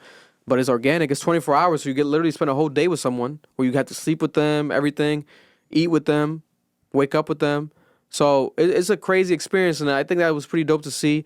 Now we have Lil Durk saying that he's going to do a 48-hour live stream with Kai Cenat, where it's like, okay, that's kind of corny. It's like, okay, calm down. Whatever, relax, bro. My question: why are we trying to eat off? Are you trying to copy Offset? But it's dick. And don't say that and not do it now. Yeah. Because you can't be there anywhere in the world for 48 hours if you really have ops. That's a fact. So let's not do that, Lil Durk. You cannot do that, Lil Durk. Like, it's not going to happen. It's not going to happen. If it happens, you're going to have 20 niggas outside of Kai Cenat, the AMP house, with guns? That's not happening. Because it's different from for Offset. I said, yeah, he only got one. Offset has ops. The issue is he's in Atlanta. No one's doing anything in Atlanta, bro. Especially what's been going on with Thug and all them. Yeah, they're from there. None of his ops in Atlanta are gonna go for him in that situation because there's just so much heat there right now. It would have to be that Kai Cenat goes to Chicago or goes to Lil Durk's territory, which he kind of mentioned. He was like, "Let's do something at which he might amusement park, some shit." He was like, "Oh, I guess you could do an IRO, an in real life stream, like walking around live stream in real life." My question is, where's his peak? Who, Lil Durk? Oh, Kai Cenat? Kai Cenat's peak, I don't know. Because I was saying this about Aiden Ross. When Aiden Ross was blowing up, I'm like, this guy is peaking out. Like, with the gay jokes and all this stuff. And you have the guests, the celebrity guests, and it's like, awkward-ass interview. You suck at interviewing people. You suck at the conversations. It sucks so bad it was funny, though. Yeah, but that's the thing. So it was like cringe. So then he played into that where it's like cringe on purpose, where it's like, I think he lost a huge audience, but he still has a core fan base that followed him to Rumble. Where is he? I don't know. Yeah, he's on Kick, but now he's an owner of a whole corporation. So I understand. So like he's moved on. Yeah, he's moved on. It's different type of shit now. So it's like he doesn't care about my opinion. He doesn't need our opinion. God bless him. But a Kai Cenat is in a situation where it's like Well, straight up, first of all, he's not white. Like, Aiden Ross is white. So, like... And he's backed by another white man, top G. And you can be like, oh, he's a Republican, whatever. Aiden Ross doesn't give a fuck about that. Kai Cenat wouldn't want to play into that because you're going to lose your whole base. Yeah. If you try to be on some, like, Republican, blah, blah, blah, fuck, this is free speech, fuck you guys, you're going to lose your base completely. Yeah. Your fan base is going to be gone. So he's never going to be, I doubt he's ever going to go that route. I don't see him going that route. He's friends with these people, but he doesn't play into it fully. He doesn't dive into the Sneeko world. He doesn't dive into the Aiden Ross world. He hangs out with them, but he keeps his distance, right? I think he can go the route of maybe more, of a Kevin Hart. Do movies, do more comedic shows, like content, production house content, where people are actually filming you instead of you filming yourself. That's where I think he can go. And a lot of people compare him to like a young Kevin Hart. They say Kai Cenat's like a young Kevin Hart. They say it all the time because the way he's funny, organically, blah, blah, blah, short, black. I think that's the racist way they do it. But they do it. They say that shit all the time. He reminds me of Kevin Hart. I'm like, why? Because he's short and black? I guess, but I do see where it's like, oh, funny. He does like the same type of like laugh sometimes with like the smile. Like they have the same type of comedy in a sense sometimes. The way they dance damn near looks alike. So he probably is a fan of Kevin Hart. He might be emulating him without realizing it. But his peak, I think it would be that, where when he goes into the corporate world. I agree. And does that. Because beyond that, I don't know. He is getting a bag right now. I don't see this going any further. Like, what does he want to do? Yeah, because the content becomes repetitive to me. I just feel like if I'm him, if I'm realizing that the content's becoming repetitive and I'm running out of things to do here, instead of fading away and just, going off with the money I got from these bags and like, reinvesting this shit. Yeah. Yo, go own something. Go turn AMP into a production house like you were saying. Go own something and put other people on from New York. New York fucking loves Kai Cenat. That could happen. That would be so fly if he's pulling talent out of New York. Does his own thing. Exactly. He started that early on where he would put on like the drill niggas, the young drill niggas in the earlier streams, etc. But he disses himself from that because, these niggas was getting RICO'd and shit. He's going to jail and all this shit. So I get that. And he's also not living in New York no more. So that had to happen. But I don't know. We shall see. Coming up, what do you guys think about Kai Cenat and his future? What's going to happen next? But I am excited for this. He can just keep getting bigger artists. That's also true.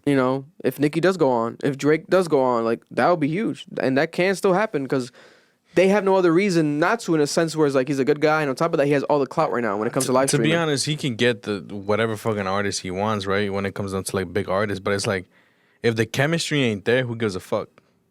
That's why the Offset one was so good because the chemistry was there. That shit was. He forced it out of him. He definitely forced it out of him. Like he put him in an environment where he's comfortable enough to be himself. And they were together before that. They did a music video together. Yeah. They did an Instagram live together. I don't think that's ever gonna happen with Drake. I don't think Drake will ever get vulnerable in front of a camera. Sure. That's That's why I agree with Marlon. Like the chemistry won't be there because he's just not gonna be himself. Because Drake is well media trained, and he spent his entire career keeping a perception of himself. And if we get to see who he truly is, that's gonna hurt his ego. It's gonna hurt his pride. Before we get to Usher at the Super Bowl, quick topic: Doja Cat. Incredibly, in my opinion, a shocking number for Doja Cat's album. Doja Cat's brand new album, her rap album, controversial. People thought and still think that she is demonic, worshiping Satanist, right? I think it's just marketing, and it's just her trying to be as big as possible.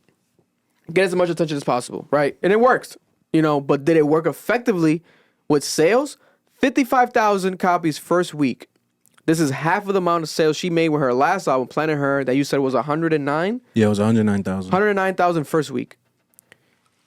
That's half, literally half.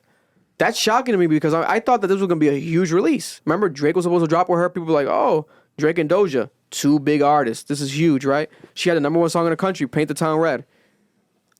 55,000 doesn't make sense. The number does not make sense to me. It does not make sense to me. People were talking about the album. Yeah. I think it's a good album. I think it's one of the best albums this year. I haven't heard it yet. I think it's one of the best albums this year. She rapped really well. Is it better than Gunna's? No. There's a lot of alternative beats on that album. Yeah. I think the production was the most impressive thing. I'm like, wow, she's really good. Her flow patterns are very impressive. Yeah, she does the different content flows. she was rapping about was the only thing that lacked for me.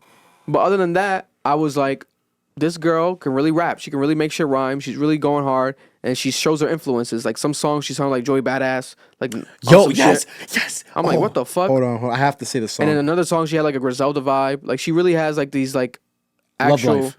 yeah, that song right there. It sounded just like a 1999 song that Joey from dropped. the Joey Badass mixtape. Yep. Literally, I'm like, yo, Joey Badass should be on this like easily. So I think the number is probably low because it is a pure rap album with no features. No features at all. Just herself. And her core fan base comes from the pop world, the Kiss Me More, SZA type of collaborations. That song was amazing. They love her collaborating. That's what she's known for, like these big songs, big moments. This is like a more of a pure rap, like with still a pop element. I still feel popish, but I think it's because people were calling it where it was funky rap, some shit like that in the comments. It was alt rap, bro. Like alternative rap. Yeah. You know, but I'm shocked. 55,000. That's a pretty low number to me. I feel like these were for her fans, bro. This wasn't for the general population. Yeah, I don't know what's going on with that number. Because you said this earlier before we were on air. You were like, there were more features on that other album, the one before this one. And I think that's what the issue is here. When you're able to make an album just for yourself and your fan base, you can't just throw niggas on there.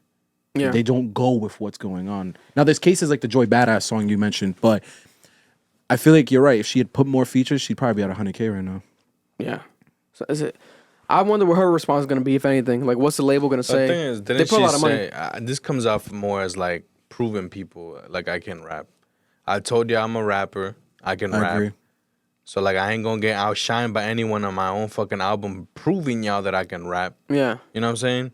So like, Because there's a lot of nasty things that are being said to her now- recently. Yeah, now y'all know I can rap. So if I wanted to drop a rap single, some shit like that with someone, a collab, y'all know I can remix. hold my own. So my question is for both of you, what happens next for this girl? I think that Doja Cat, what she needs to do now, the next album, it can't be like this. She needs to do more features. She needs to do collaborations. Even if you want to do a rap album, you shouldn't have dropped the rap album with no features. I think you needed to collaborate with other rappers.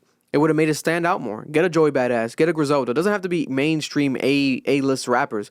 Get rappers to prove yourself and to see how you sound with them. It would be amazing sonically. You'd be like, whoa, what the fuck? That's what I was missing from the album. That's the only thing that didn't make it like for me. Like this is like the only misses here was like, oh, I wanted more of that here and there.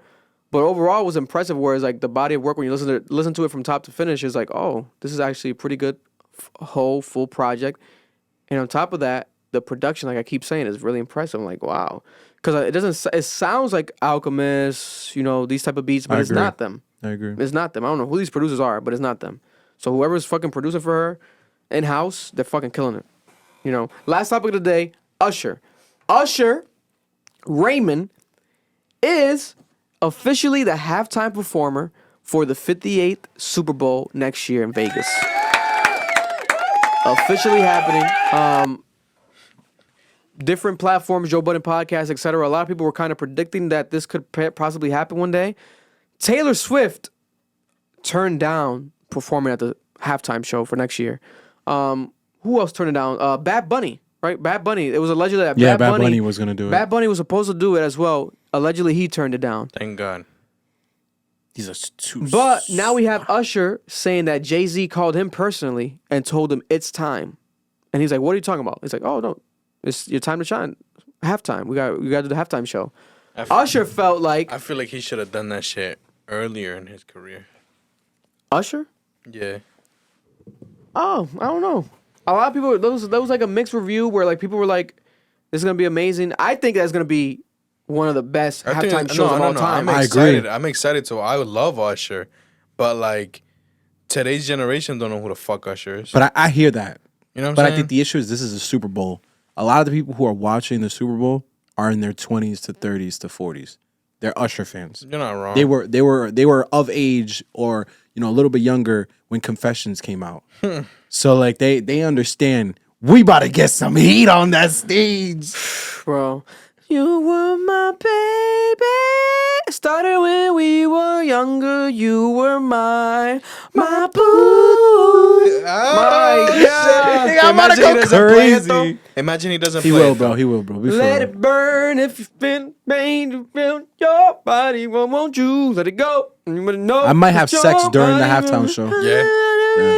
With myself. Let it burn. Oh, where else? What's that? Yeah. Bro, niggas forget, bro. He got some heaters. Yeah, bro. Might make you make me. Might make me. Yeah. What the fuck are you singing right now, bro? Yeah. Bro, I know that one. Yeah. Bro, he could take it to like if you want to do more EDM-ish. Oh my God. Yeah. Let me ask you a question though, because I was asking people this. Music was good back then, bro. It was way better than it is now. Now it's trash. But bro, I was asking my man this shit. Yo, who? Do you think my friend Jesus fucking Christ? So do you think if Chris Brown hadn't went through the controversy that he went through, it'd be him this year or next year?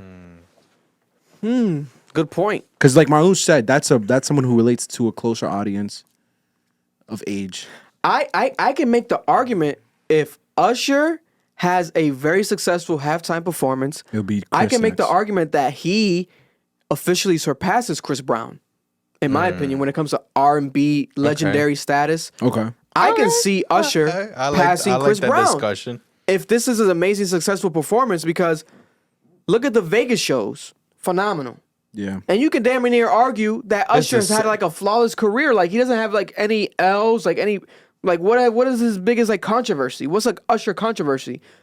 The Kiki Palmer shit? That wasn't even he didn't do nothing wrong in his part, right? I think the biggest thing is the conspiracies around him and P. Diddy, and that's it. That P. Diddy was sleeping with him. And that's still low key. Yeah. That's still not something that's really known in hip hop. But like Yeah. people who do know. Listen, man, if have that if theory. it's the case, who gives a fuck? Yeah. Well, he was a young boy when it happened. That's, Okay. that was the problem. That was the Okay, problem. okay. That was because the, his first album was with Diddy, I think in 1994. yeah, I allegedly. thought And he then was gonna say his and- first dick was Diddy. No, and when Usher was a kid, he moved into P. Diddy's house. So that's why there's always been this like, wait Yeah, a but minute. you know how it is. I feel like Yeah. it's a celebrity banter. And that's the only thing. It's a celebrity brand. That's the only thing that's ever like touched Usher's entire career was that one situation. That and Diddy. Yeah. Well, no, allegedly. Allegedly, P. Diddy. Usher, Don't man. sue us, please. Usher is such a goat that is crazy to me. Like when you go down his trajectory, the songs, the hit songs that he has, and the It's hit amazing. albums, it's incredible. Confessions, And the then album finding is Justin insane. Bieber too on top of everything. Bro, he's the reason behind Justin Bieber's career. He Like, found a supernova randomly. come on, Usher's a goat, bro. Justin Bieber's alright. Now, Chris Brown, I feel like is a generational thing when it comes to R&B legends. You know, I can see where it goes. Maybe an R. Kelly for the older generation, then an Usher, and then the youngest generation we have a Chris Brown, right? But then they always say like a Chris versus. Brown I feel like Chris Brown has been able to tap into every single generation. You know what I'm saying? He's been able to keep himself. You know, like this new generation might not know his old shit, but they definitely know his new shit. And then, you know what I'm saying? Each generation, he's been able to keep up with it. It's not one of those things Yeah. where he relies on his old music to stay relevant. Yeah, the Young Thug collab shit. He had hits with that. You know, they had the hit with Young Thug and Gunna. But that's kind of my point as to why I feel like Hit with Drake. it No would have. Guidance. Yeah, it would have been him, because if it wasn't for the controversy with Rihanna and then Karuchi and all that stuff, like It would be crazy to have him do it right after Rihanna did it, though. no, that's insane. That's why they won't do that. But You know that's what my I'm saying? that's my point though. Oh, it's true. I didn't even think about that. But it makes, if you're gonna bring out a mega R&B star right now out of all times, You got to bring an You OG. bring- I bring out Chris, but you Oh, can't. really? So you're gonna bring out Usher. yeah, man, people I were feel killing like- me. I feel People were like- killing me in the comments because of my take. I on feel I saw that Chris shit. Brown. I feel like Yeah, it was crazy. Chris Brown definitely will get the chance to do it, in my opinion. But like, I definitely don't think it's his time. That's fair. So this is my question, because we've now touched Usher level, and we've touched Rihanna level at the Super Bowl show. We have Beyonce level already. When does Drake do it? If he Drake even can do the does Super it. Bowl by himself, but Drake can also do the Super Bowl, a quick appearance with like a Cash Money and Friends, Lil Wayne and that's the Friends. thing. That's my thing, bro. If Drake were to do it, I feel like he has to bring out people, because He's what not is that he great gonna of a give us? performer. What exactly? What is he gonna give us? I noticed that from that What is he tour. gonna give us? He's a terrible fucking performer. What the fuck is he gonna give us? That was people's biggest issue with his tour. Yeah. He doesn't perform well. So I agree with you. My thing is, you really think Nicki and Lil Wayne are gonna go on stage and perform with him? Because Lil Wayne's a great performer. They would, but they also deserve their own individual. I feel like Super Bowl. Lil Wayne probably would. I don't know about Nicki, because obviously, like you said, they both deserve their own Super Bowl. It'd have to be a one-time performance between like the three of them. I'm telling you, Or that only way would maybe- make sense. maybe I'll be down for that. Young Money, a Super Bowl. That's the only way it would make sense That'd be because hard. if not, what are we gonna wait 10 more years We for like already Drake had to do it? the Dr. Dre shit. And low key, we're running out of legends. Because I'm gonna be real with you, bro. What are we gonna do in like 10 years? Who are we gonna put on that stage? Start putting the white people. That's what we're gonna have Taylor to do. Swift. Because you're not gonna put a Future up there. You're not putting up Doug. And you're gonna have to start paying people because the thing with this one is, for those who don't know, it's sponsored by Apple Music. So it's Apple Music's halftime show, Usher. And he also is dropping a new album the day that the Super Bowl happens. Wavy. Called Coming Home. The cover art is like a peach with his back on his back, like his coming home, is going back to Atlanta. He's working again with L.A. Reid, who he started his career with early on. Not right away, because Diddy was, I think, first, but L.A. Reid was around that time as well. And he said he's back in that bag or whatever, honest music. So, you know, he's using it as a marketing tactic, which is smart. People thought Rihanna was going to drop an album when the Super Bowl happened. They She didn't didn't give a drop single shit. fuck. I think she dropped a song No, she just told she's pregnant. before that or something like No, that. she She dropped, told us yeah, that she she's dropped the kid. pregnant. She dropped the kid instead of an Drop album. the kid instead of an album. You know, so it's gonna be interesting to see. You know, it's the biggest stage in the world for the shortest amount of time. The Super Bowl, 13 minutes. So you have 13 minutes to perform a medley of hits. In front of one of the biggest sports in America. I think the Super Bowl outviews every other major sport in this country. Not the World Cup. That's international. Okay, you're right, but I'm talking about sports in America. Okay. It outviews the Okay. finals. It outviews Yeah, the World Series. Yeah, you're right. Usher could do 13 songs, 1 minute each song, if he wanted to. I don't know if anyone's ever done that. I doubt it because I don't remember that many songs being played. But if he wants to take it that route, he could do that. You know, he has climb. We're going nowhere fast. We've reached the climax. The thing is, bro, is like I feel like they need to like up the time for this shit, man. For the fucking I wanna make love in this club. It goes by the NFL rules. In this club. Jay-Z this club. Jay-Z needs to change that shit. Yo, Jay-Z gonna change it. You got it bad. I wish, bro. Bro, he got too many fucking hits, bro. I know. That's why they only perform like 30 seconds. You know how many people of might it. try to fuck during that fucking thing, bro? At the location. I might be one of them niggas. Daddy's home for me. And I know you've been waiting for this love. Why you biting your lips? Nigga, I'm horny. Bro. Yo, that shit got me turned. Oh, yo, let me hit someone up. And then we have it. Cap, Club and Bishop Podcast, episode 103. We appreciate Fuck a you and love Viagra you pill, guys. listen to Usher. Yeah, you don't need Viagra. You don't need that honey pack. All you need to listen is to that Usher pack in your ears. Daddy's home. Home for me. Super Bowl 2024. I predict the Usher halftime performance, breaking the record for the most amount of women with wet vaginas at home at the same time. At the same damn time. And wherever you women are gonna be, listen. Wait, which camera is it? Hold This up, one? bro. Yeah, Yo, okay. yo, wherever the women are gonna be, just let me know. I would also love to be there. With consent. With consent. With consent. With consent. Yo. Real quick, here's the segment, local segment I wanted to highlight this week. A very important situation, especially if you're from Rhode Island, Providence, Rhode Island, that people should pay attention to. So we have this gentleman that's going to break it down for us in the building. Introduce yourself for the people. Yeah, so I'm Miguel Sanchez. I'm a city councilor here in Providence. I represent Ward 6, which encompasses neighborhoods of Manton, Mount Pleasant, a little bit of Oneyville, a little bit of Valley. Okay, nice. And shout out to also Noel, who made this connection happen. So Noel, real quick, so run down, what were you messaged about, and basically explain real quick before he gets into the whole situation of what happened? So I was messaged by Shelly Peterson. She's a city council person that I helped manage her campaign with my friend Jason Royce, and she reached out to me because we're friends, obviously. Yeah. And she knows that I've been on this podcast before. She knows our relationship, and she said there's something really important happening regarding a re-agreement of a plan, and this is regarding to the nonprofits and how much they're going to be paying in taxes to the city of Providence. Yeah. And she sent us a breakdown that another friend of mine, Justin Royce, made, basically explaining everything, and that's what we're going to be talking about today. Okay. So, Miguel, real quick, break this down to the people, because you're definitely, way more informed than us. So, yeah, explain everything that's going on right now. Yeah, so right now we're in middle of so the administration, so the mayor and his team, the last 9 months or so have been negotiating with the 4 private institutions, schools in the city of Providence. So that's Brown University, RISD, Providence College, and Johnston in Wales. So even taking a step back, so nonprofit colleges like these 4 that I just mentioned are federally tax exempt. So by federal laws, they don't have to pay taxes.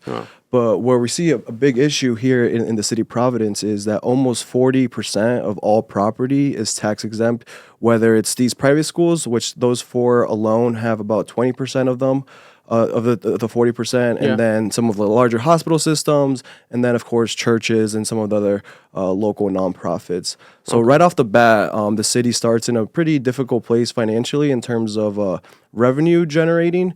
So right now we have a unique opportunity to go negotiate with these 4 schools for them to pay their fair share. Of course, we don't want them. I mean, I personally wouldn't mind it if they pay what they would be fully taxed. But, they offer other contributions, economic opportunities for the city of Providence. So what we want them to do is pay their fair share. Ideally, maybe like 30-40% of what they would pay. But we're not even close to there at this point. Wow. Okay. And so what would be some steps to, make this actually occur? Yeah, so I mean, in terms of like legal leverage, like we're in a difficult place because they are protected federally. But this is why I decided to run for office is the community organizing, letting people know what's going on, and the public pressure alone can do a lot. Brown University doesn't want any bad PR. PC definitely doesn't want any PR. So what we're doing is trying to inform our neighbors, Providence residents, even business owners, because they have a very high commercial tax rate as well. When I think of like the local bodegas in the neighborhood, the local cafes, they're paying a high tax rate, and that's because some institutions like these don't pay their fair share. So what we did with this guide that we'll link here with the show is really break down a super complex to your average person in terms of the whole landscape of things, and inform them in a pretty digestible way what is kind of flawed in our opinion with the agreement that the mayor is trying to push with these schools, to be a little bit more aware and hopefully activate folks to care, to reach out to their city councilors, to reach out to the mayor's office, to participate in some of the next steps that we're going to be engaging in. And is there any deadlines or any certain dates that are like significant when it comes to the situation right now? Yeah, so I mean, it's really up to the council in terms of when we're gonna push it forward. On our end. So like I said, the mayor took 9 months to pass to get to this point, and I'll be honest, they want us to move pretty quick on it because they have some of the money tied into new staffing that they want to put through. But as counselors, we definitely got to do our due diligence. Try to get a little bit more, try to fix some of the issues that we see with this current agreement. But it looks like it's going to be in the council at some point in October. Okay, and this is the pilot program, Correct, right? Because that's the acronym. So I see it all the time. I've seen it before, and a lot of times I'm like, oh, it stands out, interesting acronym. But then I feel like a lot of people don't understand what that is. So we even break that down, that acronym pilot, what it actually even means. Yeah, so pilot means payment in lieu of taxes. So right now with these 4 schools, we're in an MOU, which is a memorandum of understanding. So it's not a legal document. At the end of the day, these payments technically are voluntary on their part. But I emphasize the voluntary because they are a community partner. They want to see the city doing well. It's in their best interest for the city to be doing financially well. They depend on the city of Providence to be doing well. So it really is an agreement between the city of Providence and these schools to come up with some sort of agreement between them and us in terms of financial contributions. Yeah, and then do you have anything that comes to mind as like far like any quick highlights maybe from the actual guide? I'm assuming that's the guide, right? Yeah. That's the physical guide? So that I urge everyone just to take a look at it. There's a few things. So it's really the MOU is broken down into two things. So a financial cash payment, which is a certain amount of dollars that these schools are agreeing to pay us every year. Yeah. And then they also do a community benefit side to it as well. So the community benefit side can get super gray real quick because it's not defined. So they can really say like, oh, a police detail at X and Y corner is a community benefit. When in our opinion, it should be like, oh, a local park, or oh, they're investing in a local school in their neighborhood that's adjacent to the school. More specified. So we want to be more defined when it comes to community benefits. Yeah.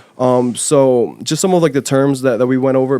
Pilot is payment in lieu of taxes. The MOU is the memorandum of understanding.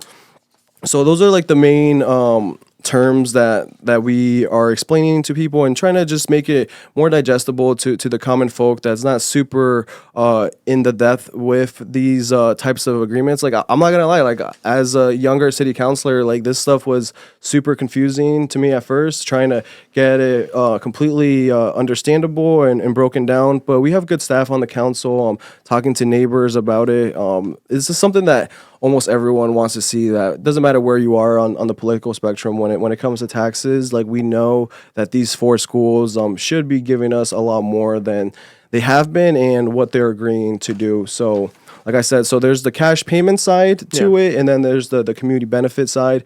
We of course want to see more in cash payment, but from what we're hearing, from what they've been telling us and kind of just conversations with the schools ourselves, they're not really budging too much on the cash payment. So what we want to kind of focus our energy on is some of the community benefits and some of the provisions that are in this agreement. So that's kind of where I personally have some of like the biggest concerns regarding the provisions. Yeah.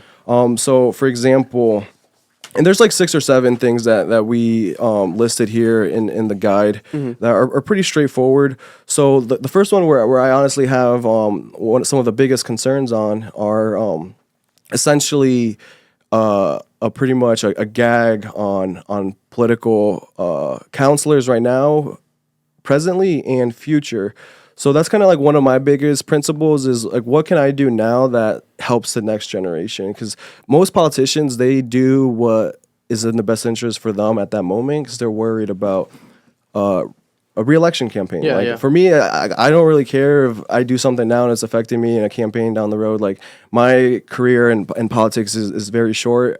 I'm already accepted that. That's something that I'm too good of a soul for this world. But we want to, make the political landscape atmosphere healthier for the next generation. So one of the provisions in this agreement is essentially saying for the next 20 years. So that's another key point that I haven't pointed out is that this agreement is 20 years long. Our political council terms are 4 years. So it's really making decisions for future generations. That's not in the best interest. I mean, maybe it is, but there's no way to tell at that point. We should give the opportunity to those counselors to decide what is in their best interest for their neighbors and the city as a whole at that time. So in this agreement, we're essentially agreeing to not asking or not renegotiating with the schools in that time, or more importantly, going to the state legislature, so the General Assembly, the House of Representatives, and the Rhode Island Senate, to make different changes in state law where we would be able to tax them further. Okay. And then to end it, what would be, since you are a councilman representing, Providence, Rhode Island, and maybe the mayor might be checking this out, Brett Smiley might be watching this, what would be your message to Brett Smiley regarding the pilot program specifically, if he would be watching right now?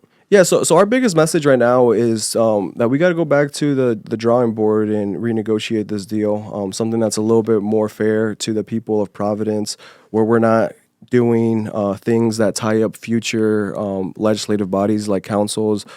Just quickly going through it, there's other issues in terms of some of the provisions where it really doesn't allow for counselors in the neighborhoods where these schools are located to have much of an input in terms of like growth. So we've seen like Brown that has been growing big time the past 20 years and taking up more land. Yeah. It's not really a fair agreement to that neighborhood where that neighborhood might want to serve the property in different ways that benefit the residents of Providence more. Oh, no, that's true. That makes sense. Any last words or thoughts, Noah, real quick?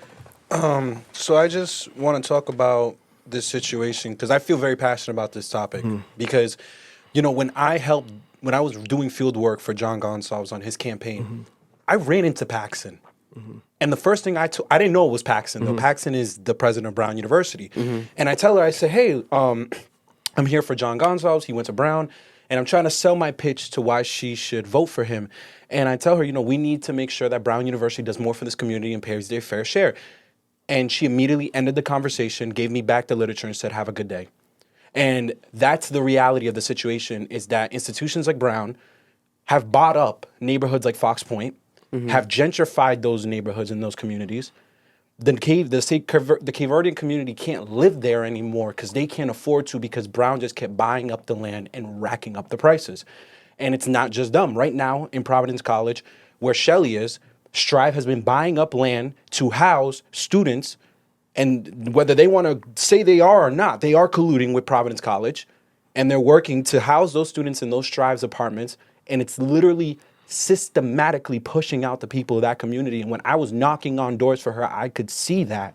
And it's the same thing for Pedro Espinal down in Washington Park, where Johnston Wales doesn't have that much housing down there, so they literally stack all those kids up in all those apartments, and they put 4 or 5 kids, and they rack up the rent to $3,000-$4,000, and nobody can afford it.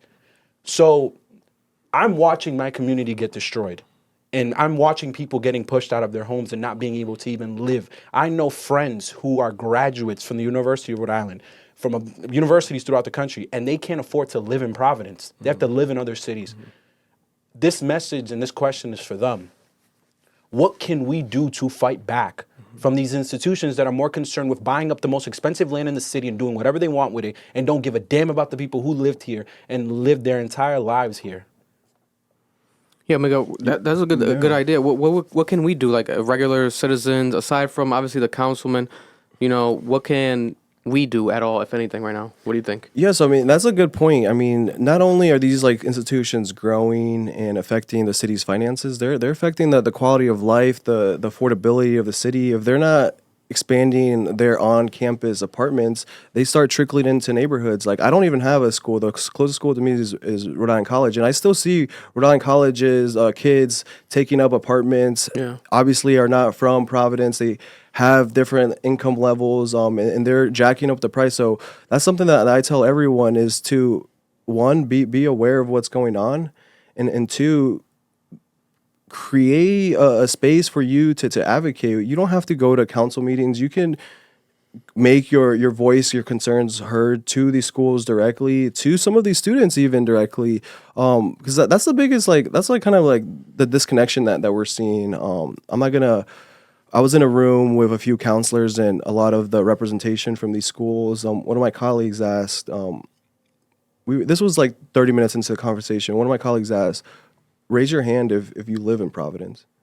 Out of 15 representationers from the or people that were representing the schools, I think 2 people raised their hands. So at the end of the day, they're doing the business on behalf of the schools that are based in Providence, but don't actually live in Providence or know how these decisions impact just the average Providence resident on a day-to-day basis. So the more they are aware, the more that we get involved in pressuring them and letting them know that these decisions are impacting us in different ways.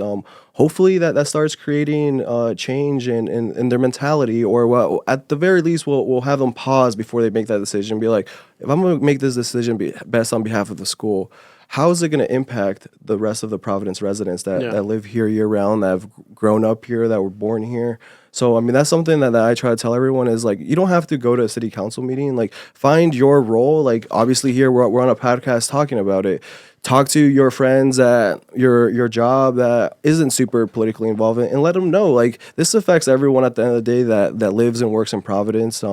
Taxes are going up, and if we don't fight decisions like this, they're unfortunately going to keep going up. No, 100%. And where's the where can people see this guide? What's the website? Is there a website or anything? So there's no website. So we can link it on the channel. Yeah, I believe. If you go to Councilor Royas's Justin Royas website, I'll make sure he gets it up on there. But if you just search him up on Twitter, Instagram, he's also attached to it on the socials there. I don't make sure to have it on my Twitter as well. It's a vibe on Twitter. Can you also explain to us that meeting that's happening tomorrow and why it's important to show up? Yeah, so there's actually a public hearing tomorrow at City Hall at 5:30 p.m. So this is creating a space for residents and people that work and live in Providence to come and voice their opinions on this agreement. So that is like the one city council like public hearing that we're gonna have on this at this time.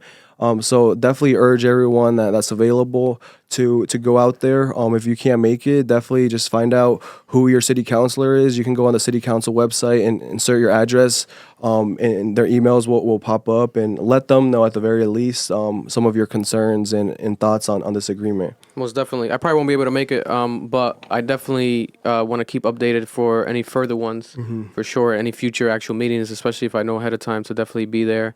And to, even if I don't say nothing, to at least like just experience it. I've always wanted to be a part of these meetings where people are voicing their opinion, and also just to advocate for promoting it to like get a higher attendance rate, because you know, this is real. This is real shit happening. Right. So people definitely got to be out there sharing their opinion whenever they get the chance to. They always want to say, "Oh, what can I do?" You know, this is one thing you could do, at least attend one of these meetings. So there we have it. Appreciate you coming through. There we have Miguel Sanchez, a councilman for Providence, Rhode Island. Make sure to follow him on social media. He's going to keep us updated with the situation. They gon' love me for my ambition.